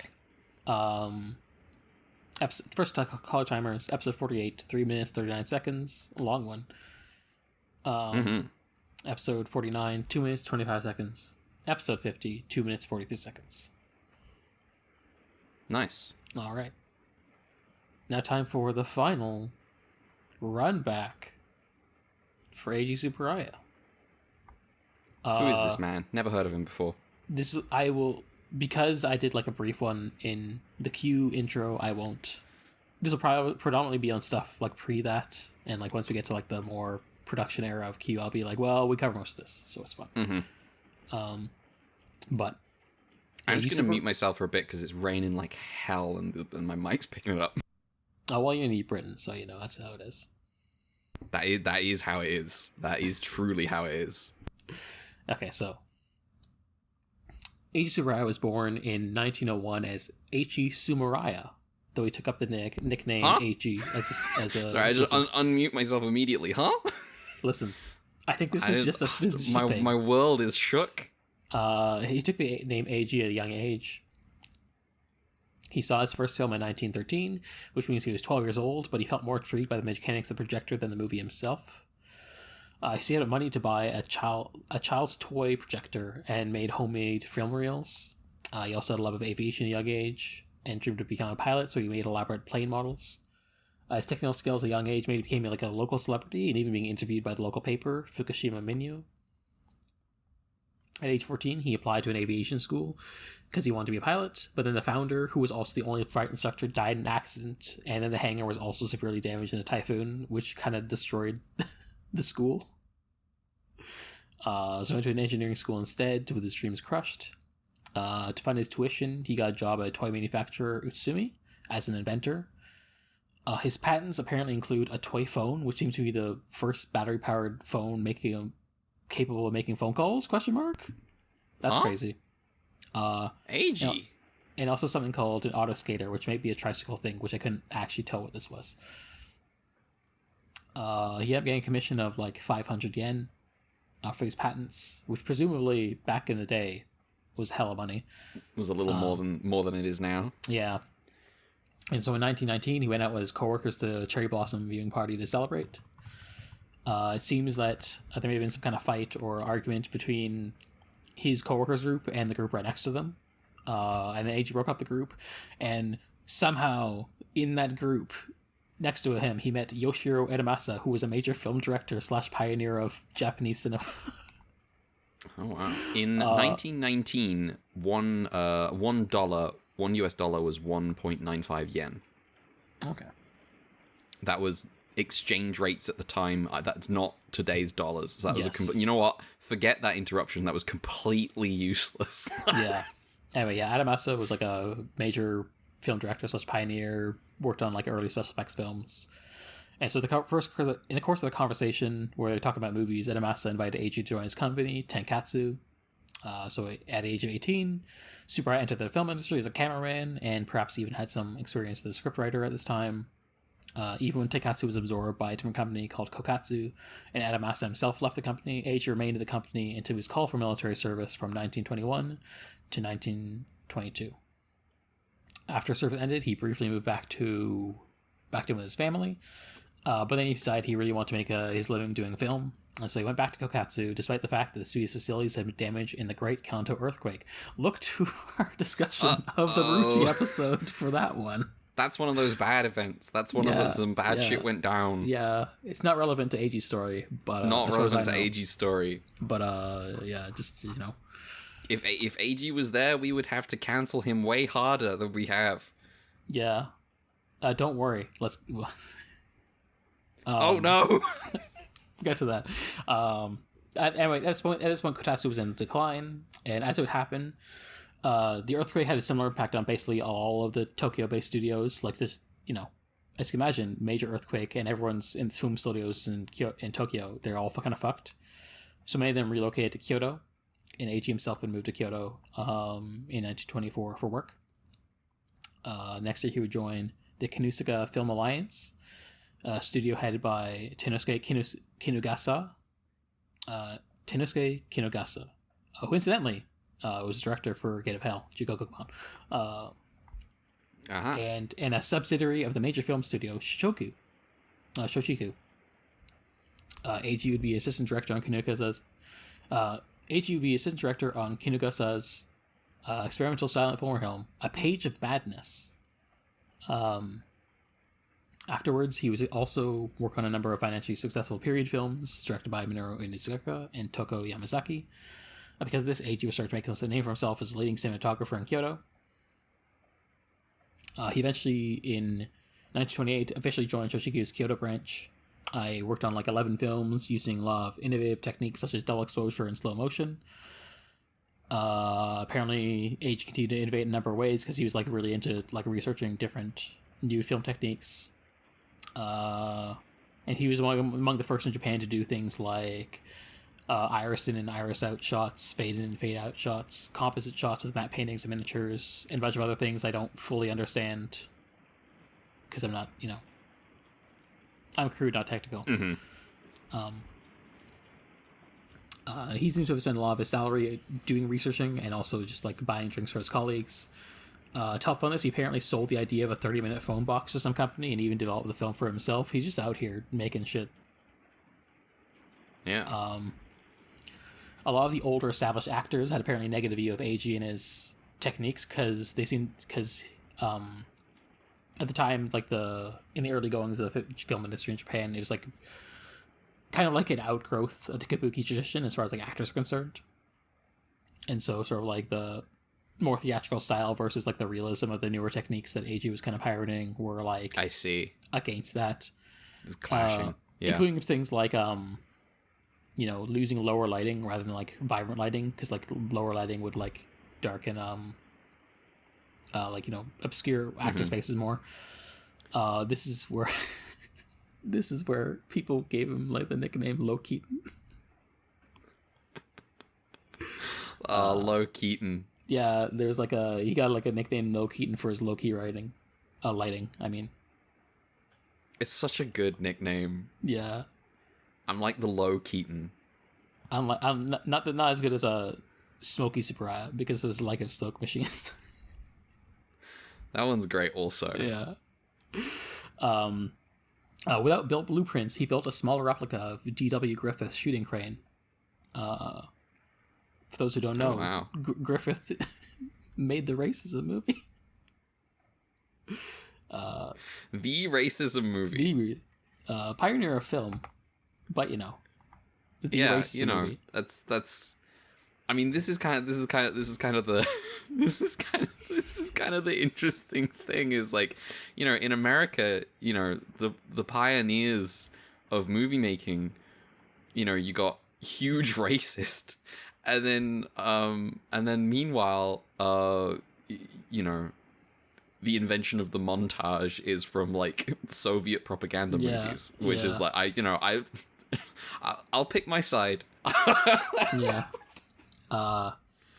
He seemed to have used the crane to great effect, but not his safety, as one day when he was using it, he ended up falling off and getting injured. One person who came to his aid was Masano Araki, who went on to visit Eiji regularly when he was in the hospital, and the two quickly fell in love and got married in 1930, with Hajime being born the following year. Wow. Through the crane, we find love. In 1932, he adopted the professional nickname Eiji Tsuburaya, for real this time. That's his name now. That's his name now. And quit Shochiku and joined their rival company, Nikatsu. He also helped found the Japan Association of Cameramen. Then in 1933, the year after, he watched King Kong for the first time, which, if you remember correctly, was sort of like his inspiration. Really blew his mind at the time, got him into thinking of kaiju. The thing I didn't know when doing that Ultra Q episode was he was so just taken by the movie, he ordered a copy of the film reel and studied it frame by frame because he didn't have access to the documentation on how they did the effects. Yo. That dude was serious. Listen, if you're gonna be the guy who invents Godzilla, this is how you have to be. He tried to convince Nikatsu higher ups that the special effects stuff was worth getting into, but because of his cameraman position, he was dismissed. In general, Nikatsu's kind of viewed Eiji's research and stuff was like a waste of time and money. He butted heads a lot and eventually resigned, and in 1934 he went over to a studio called J.O. Talkies, which would soon name itself J.O. Studios. Guess what transition was happening in the industry at that time, I bet. He would have his directorial debut on the documentary / Imperial propaganda movie Across the Equator, which involved traveling around the Pacific on a cruise ship. Yeah. Also, we knew Eiji was one of these guys. Sort of Damocles going as the history progresses to a certain year.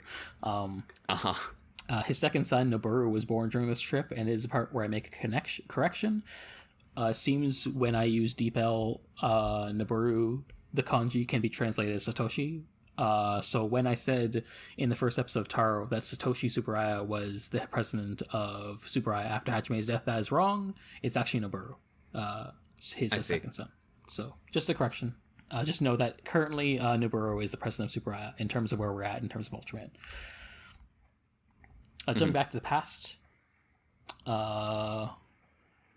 where Eiji is involved with politics that suck ass. He's also special effects director on 1935's Princess Kaguya. And then also contributed to the effects of 1936's New Earth, which is known in the West as The Daughter of the Samurai. This movie was a Japanese-German collaboration, which... remember what year it is. Produced under the direction of propaganda guy Joseph Goebbels, who with the film crew traveling to Japan alongside the German delegation that would sign the anti-Comintern Pact.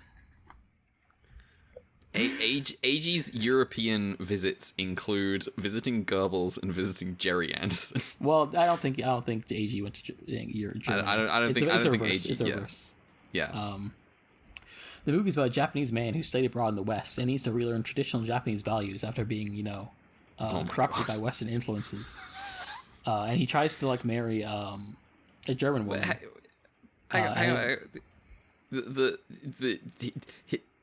Presumably the various traditional Japan, basically, Imperial Japan is very funny in like it's pretending to be nationalist and like not Western.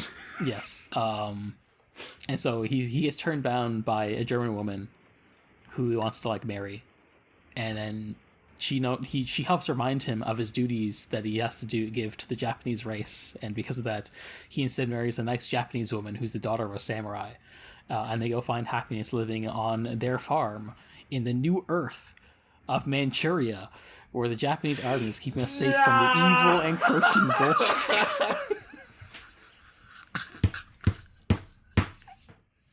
And they settle on the farm with their new child. As a traditional Japanese couple. What a punchline. The involvement of German propaganda in the making of a movie about maintaining the blood purity of being Japanese and not mixing races with Westerners is really interesting in like the sort of like the practicality of propaganda in terms of like, because clearly Goebbels does not believe this guy.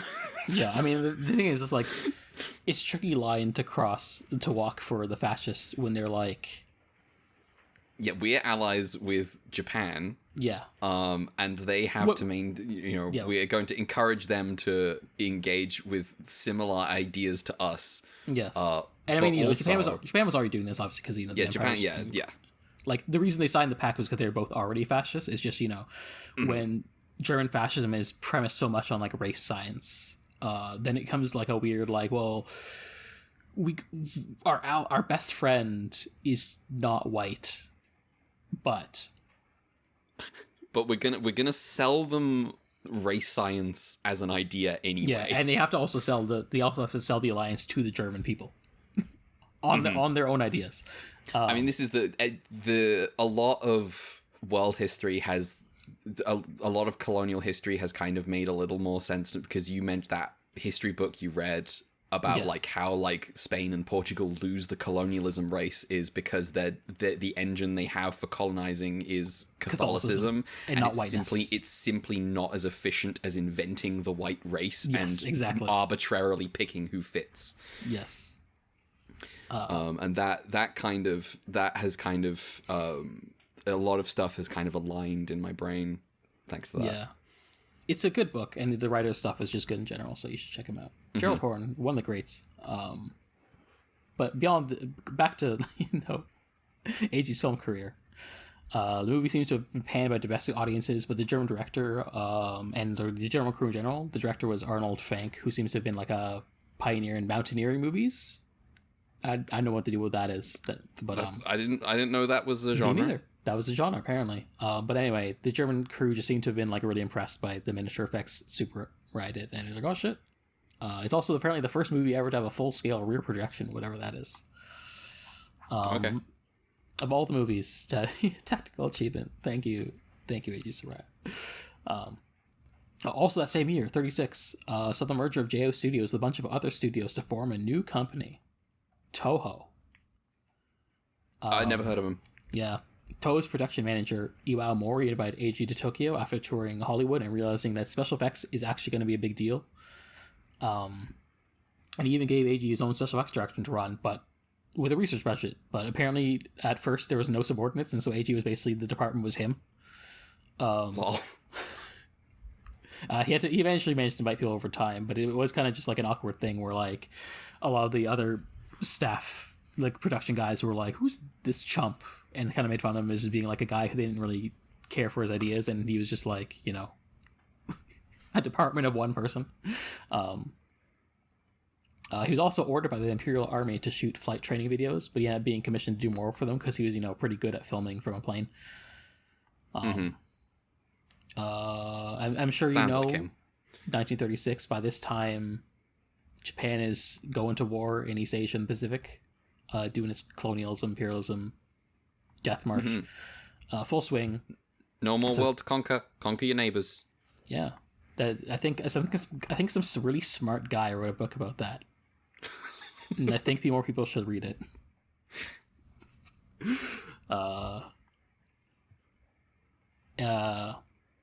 So yeah, Toho, like other film companies, were required to produce nationalistic and propaganda films.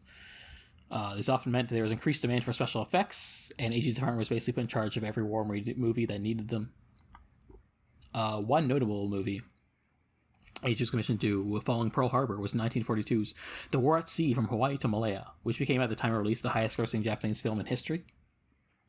It is this movie specifically that Douglas and Arthur mistook/used for film footage. Oh my god. What a guy. Yeah.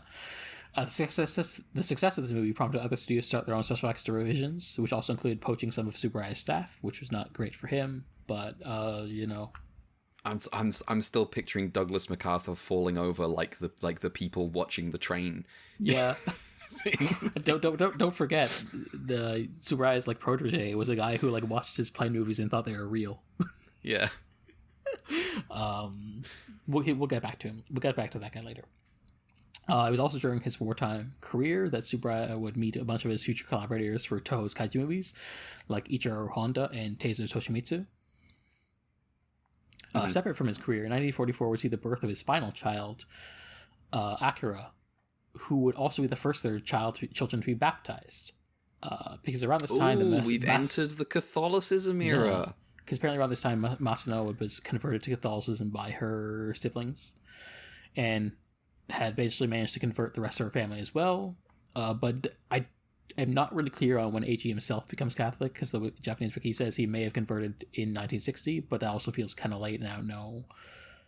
I'm not sure, like, at what point in his life specifically Eiji converted relative to, like, his children, maybe.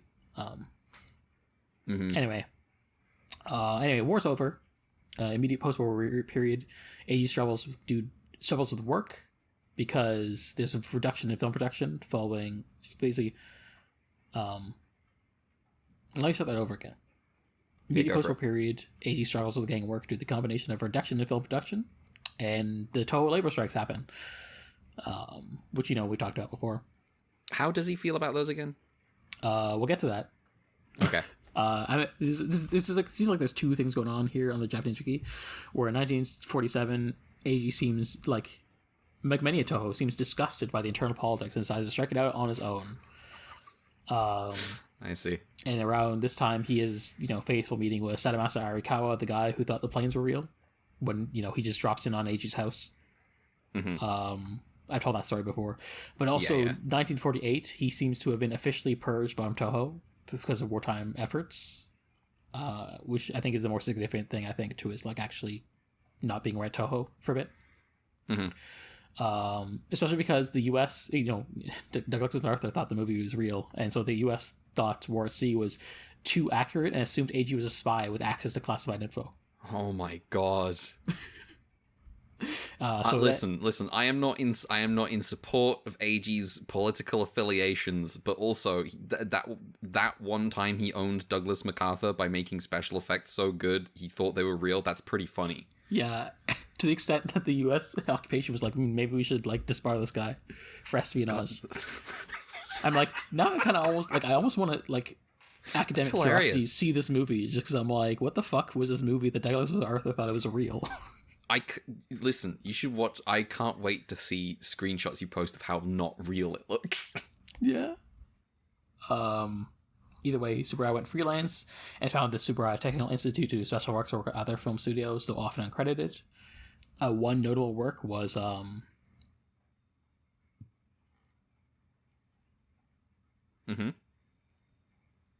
There's a weird sentence here, but anyway, one of his notable works was 1949's Invisible Man Appears for Dai. Seeing another one called, what the fuck is this? I wrote Eagle. I wrote which I've read was Eagle of the Pacific. I'm like, what would this? It feels like I spliced two sentences here. Yeah, that basically that War of the Pacific. War Eagle of the Pacific was Eiji Tsuburaya's like return to Toho. Okay. It seems like I deleted a bunch of stuff, but like it seems like this is like okay, yeah. This is a return to Toho and also his first like collaboration officially with Ishiro Honda. I may have deleted the thing where he worked on Honda with another thing.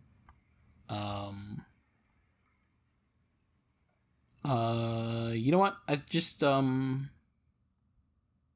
think it's fine. He just gets back to Toho, and then he works on he becomes a collaborator with Ishiro Honda, and they work together, and eventually they make Godzilla. That's a movie? Yep, they make a movie. And then, a bunch of other kaiju films. He makes rapid succession. The wiki articles kind of just become like, he made this movie. He got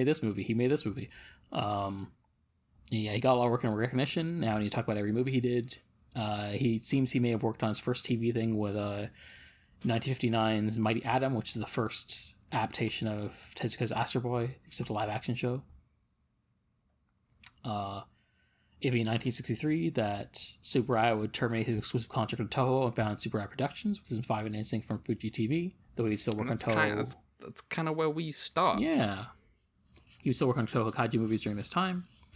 He would also... Okay, here it is. He would also work on the Japanese-American co-production None But the Brave, which is notable first for being where he recruited Kenji Sahara to work for Ultra Q as protagonist, our guy Jun. And also, this movie is funny because it was the only film directed by Frank Sinatra. Oh, that is funny. Yeah.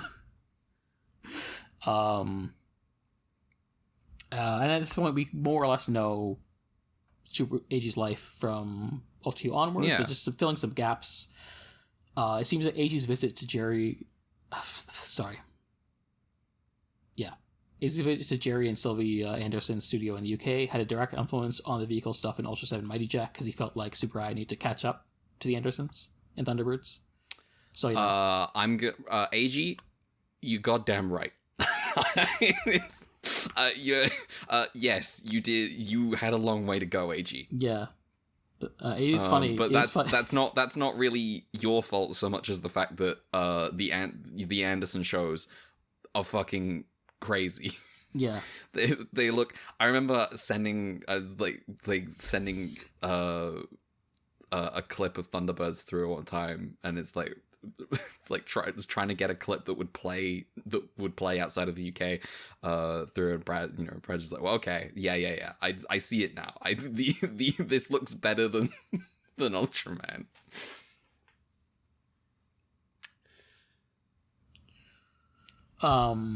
His last credit as special effects director for the Godzilla series was Abira Horror of the Deep, but in actuality this was a ceremonial role, as Arikawa had basically already taken over her position as the real special effects director from that point onwards. Okay. For the rest of his life, Eiji would more of a supervisory role with Godzilla. He would still work on special effects director for a couple more movies with Toho. It's on Brad and I's Toho movie list, but his last movie as special effects director... as far as like my Brad and I's movie lists go, his last movies as special effects director are King Kong Escapes and Latitude Zero, and his final special effects director credits for Toho would be 1969's Battle for the Sea of Japan, or Battle of the Japan Sea. After which point he would collapse and be hospitalized before passing away January 1970.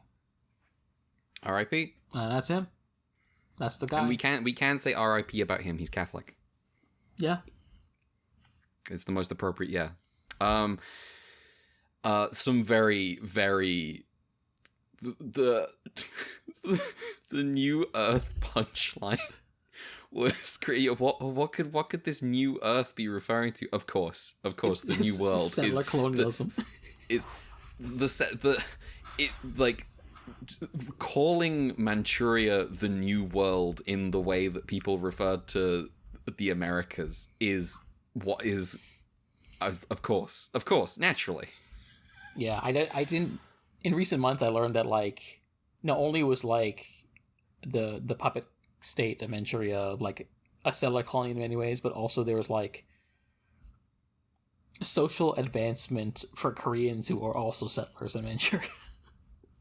Oh, that makes sense. Just, oh yeah, if you're impressed in Korea, you can go contribute to the empire as a. And that's there are so many like Welsh cowboys, and like Scottish slave owners in America.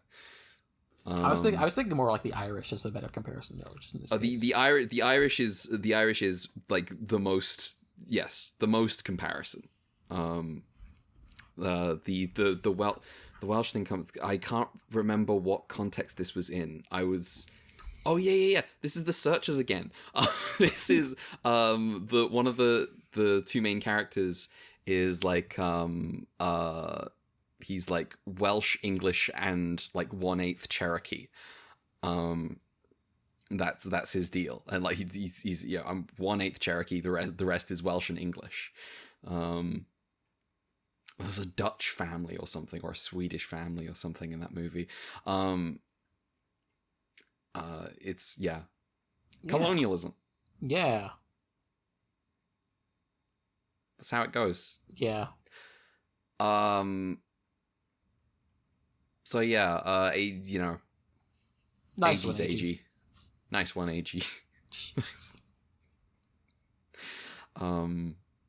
Yeah. The racial purity movie, the racial purity thing is like, it's insane. Yeah. I think I may have listened. There may have been a communist podcast listener that actually talked about that movie specifically, which is funny. That's fun. All right. Well, thank you for that. Yeah. Do we have anything? What do we do? Emails? Do we have emails? I looked just now and there's like 3 emails. That's crazy. There's 3 emails? Yeah.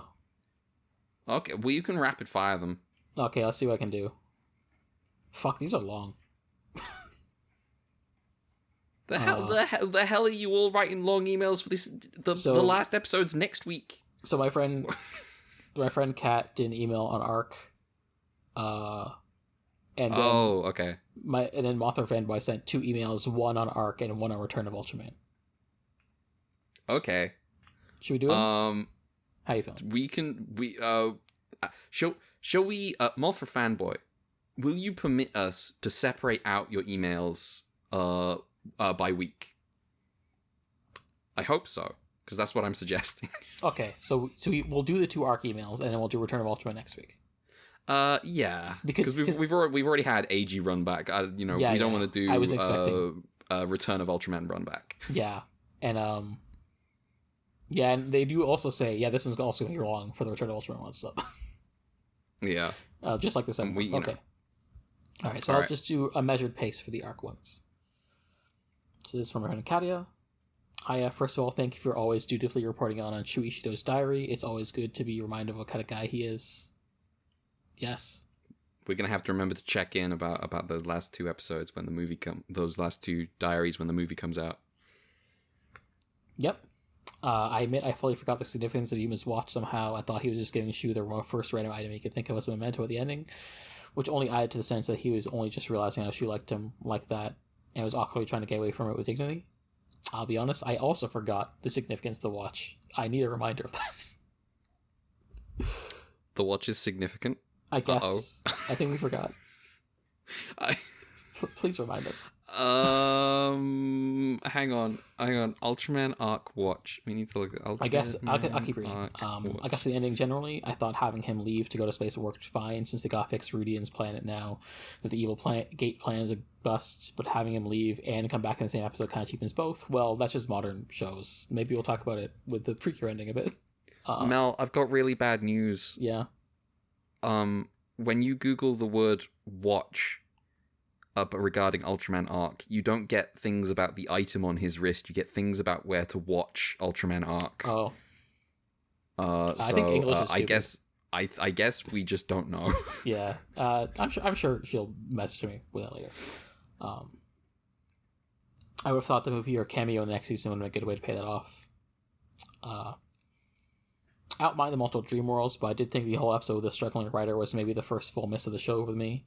It really felt like he had 10 minutes missing. Rin shows up and starts yelling at her friend that she has to stand up for herself and can't rely on her friends from space, as if this was a character gets corrupted by a wish granting and gets ready the evil plot, when all she used for the kaiju was basically ask for help with her draft. And Rin doesn't even know about it by the end of the episode. Also, the problem is solved by Ultraman. Tales Soul's time. I don't know, it's nice when we have a weird sci-fi setup and not just a straightforward monster attack, as a few arc episodes do, but this one kind of ends with, she learned her lesson, and then when the lesson just seems to be, it's evil to have a proofreader. Lol.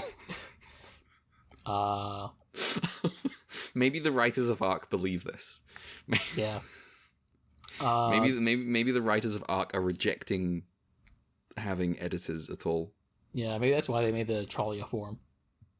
It's possible. Then we have a super eerie Magret homage Dreamscape episode and the finale with one of the most insane finishers you've ever seen. Overall, I think I like Blazer more than this show because of how charming the ensemble cast is and how much I love to see Blazer and Earthgar and stuff doing stuff. It's very cute. And Gento's actor has enough charisma that I like him, whatever. It's not actually reminding me of his supposed family role, but I can see how it helped that the show has a main plot and a main character that both like work. I'm coming around on liking Gento because I hate him. Yeah, I was just giggling with myself yesterday because I remembered you saying the line, "I have a special relationship with Gento. I hate that man." I do. Oh, they grow up so fast. Insane line to tell that man. Shut up, son. I might not be home tonight from work. And hey, I got to your Axis every week watching it. Big plus. I guess that's the people who do the OP. Looking forward to you guys getting to Leo, another show I've not actually watched. Why did they make it like that? Like, not gonna spoil anything. Okay, all right. Well, that's a bit teasing, but I guess we'll see. Okay, we will see. We'll find out. And or catch you in 10 years for the Arc movie. Thank you, Kat. Thank you. Thank you for your email. Now, the second Arc email from Author Fanboy. We'll get to your Return of Ultraman email next week just because of time. Well, that's my first New Gen Ultraman show done and dusted. I thought it was pretty good. Good character, good story, good episodes, and a good finale. I'm going to be diving my review into the separate arcs of Arc. Hey, here we go. The first arc is episode 1 to 6. Solid intro to Arc. First episode is weird to me because I know it was really good, but I don't remember what happened that much. I did like not having an introduction until episode 3, though. Speaking of which, episode 3 I may as well get my thoughts on.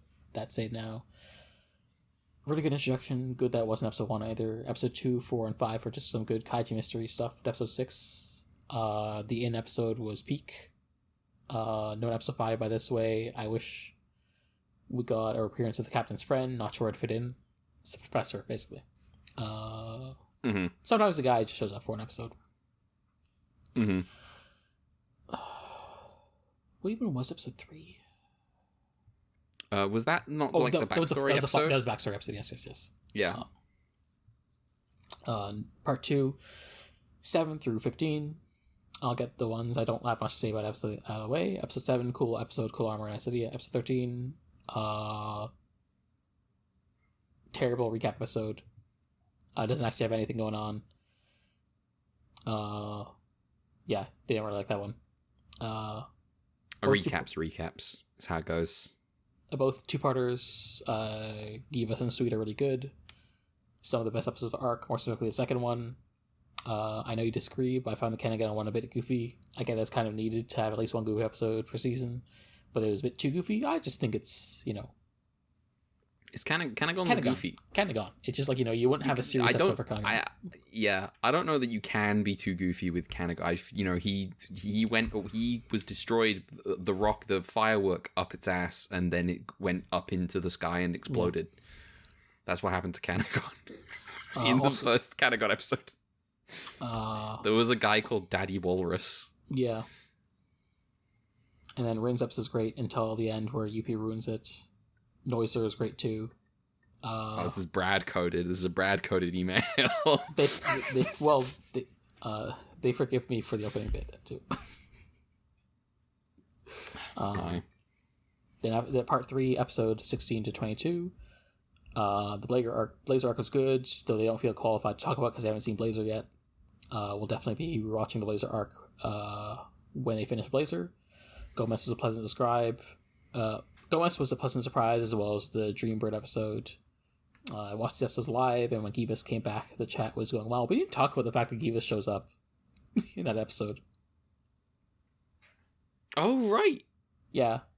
Givas teams up, and they do a co-pose that may be a reference to something. Yeah, we didn't talk about Givas, like, at all. I'm sorry, Givas. Yeah. You were It cool. means friend. Givas was cool. Why does it just mean friend? You, like, I know the show is for kids, but, like... I think the funniest thing is... I think in that episode, Givas shows up, and they say, "Oh, Givas." It means friend, but they say it when the sun is out. Oh, that means it doesn't mean friend then. Yeah. It means enemy when the sun is Yeah. out. Givas. It sometimes means friend. But yeah, that team up was pretty cool. We didn't talk about it, but it's pretty cool. It was a cool fight scene. I watched the episode live when Givas came back. The chat was going wild.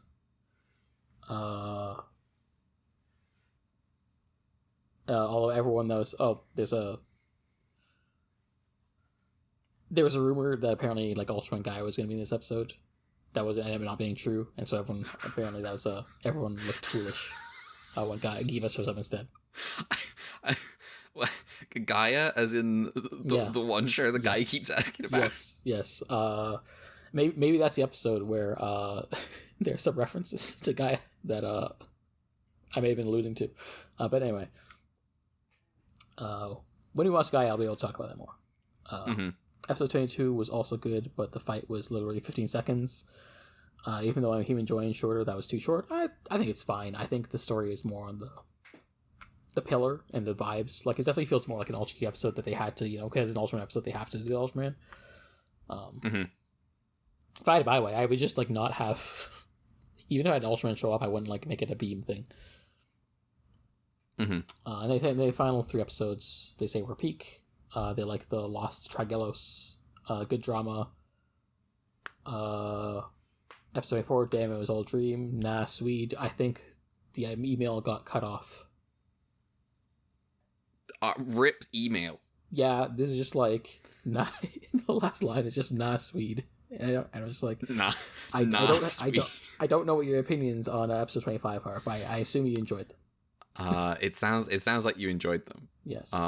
Thank you for your email, Mothra fanboy. I think my favorite bit of arc is the Zangil episodes. Yes. I think the Zangil episodes were fantastic. The first Givas episode is great, and I had too long to think about what Givas meant. Yeah, I'm going into the second episode. I have devised, I think, a better number system to avoid splitting up that specific 2-parter. Lol. Also, I forgot. Kat sent me a DM earlier this morning to be like, yeah, my arc email is already pretty long, but I forgot to add justice for Yuppie. It's just a little bunny rabbit that turns us into a second, even littler bunny rabbit. We will continue the investigation into what it is psychologically about Brad that makes him hate Yuppie so much. Yeah. The investigation has only just begun. We'll see. Anyway, thank you all for your emails. We'll get to Mocking Fanboy's email next week. Yeah. In the meantime, we'll do plugs now and say goodbye, and then either if there's like another half hour at the end of this episode and you're like, what the fuck is that? That's Wonderful Precure. And we will be spoiling it. If not, it'll be in a separate episode. We may as well make Detour use Quarry. of Detour Quarry if we have it. Yeah. I think we should one day figure out how we want to do that in the future, but we'll see. All right. Well, if you want to follow us on Twitter or on Blue Sky, on Twitter we are at ultra_q. That is at ultra_QUEUE. On Blue Sky we are at ultra_QUEUE. No underscore on Blue Sky. Mel. Hi, you can follow me at DeCrowns on the sites Blue Sky and Twitter. You can send an email, ultrapod@gmail.com. Next week is the finale of Taro. Send in your emails. Send in emails. I need to go finish this order and have that ready so you can send in your Kaiju rankings. Yeah, rank some fucking friends. Yeah. Also, you and Brad have to watch the correct subs for episode 52. Oh, I see. I see. And we have coffee. I think it's interesting that not episode 53. No, just 52. Only just 52. Okay. Yep. Okay. I think that's a good choice on the part of Ultraman Taro. Yeah. I approve of the fact that Taro gets his own finale. Not that you know what it means. Not that I know what you mean at all. No. Under no circumstances could I have possibly interpreted what you mean by there are separate subs for episode 52. I like that my initial hope was to have this bit is keeping you all in the dark, but because it got blown immediately, I had the kayfabe is how we are all in it. Yeah. I don't know what you could possibly mean, Mel. No. All right, sick. And also join us. Oh, go for it. Brad's being. Oh, yeah. Brad's on this podcast. There's an underscore on Twitter, and there isn't one on Blue Sky. Yeah. He's a YouTuber. Also, there may be things I have alluded to in the past weeks that are happening that you may be noticing this week by the time this episode's out. Okay. Some things that may complement things I've said in this episode, even. So. Huh. Interesting. So look forward to that. I will be enlightened soon enough. This is not kayfabe. I genuinely don't know. All right. Well, join us next time. The last 3 episodes of Taro.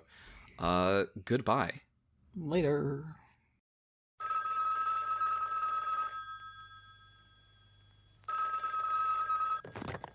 Hello, darling.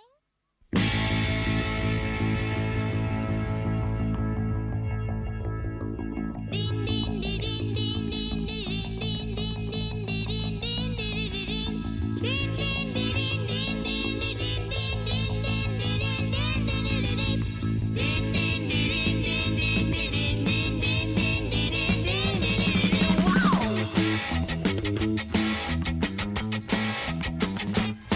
明日は卒業式だから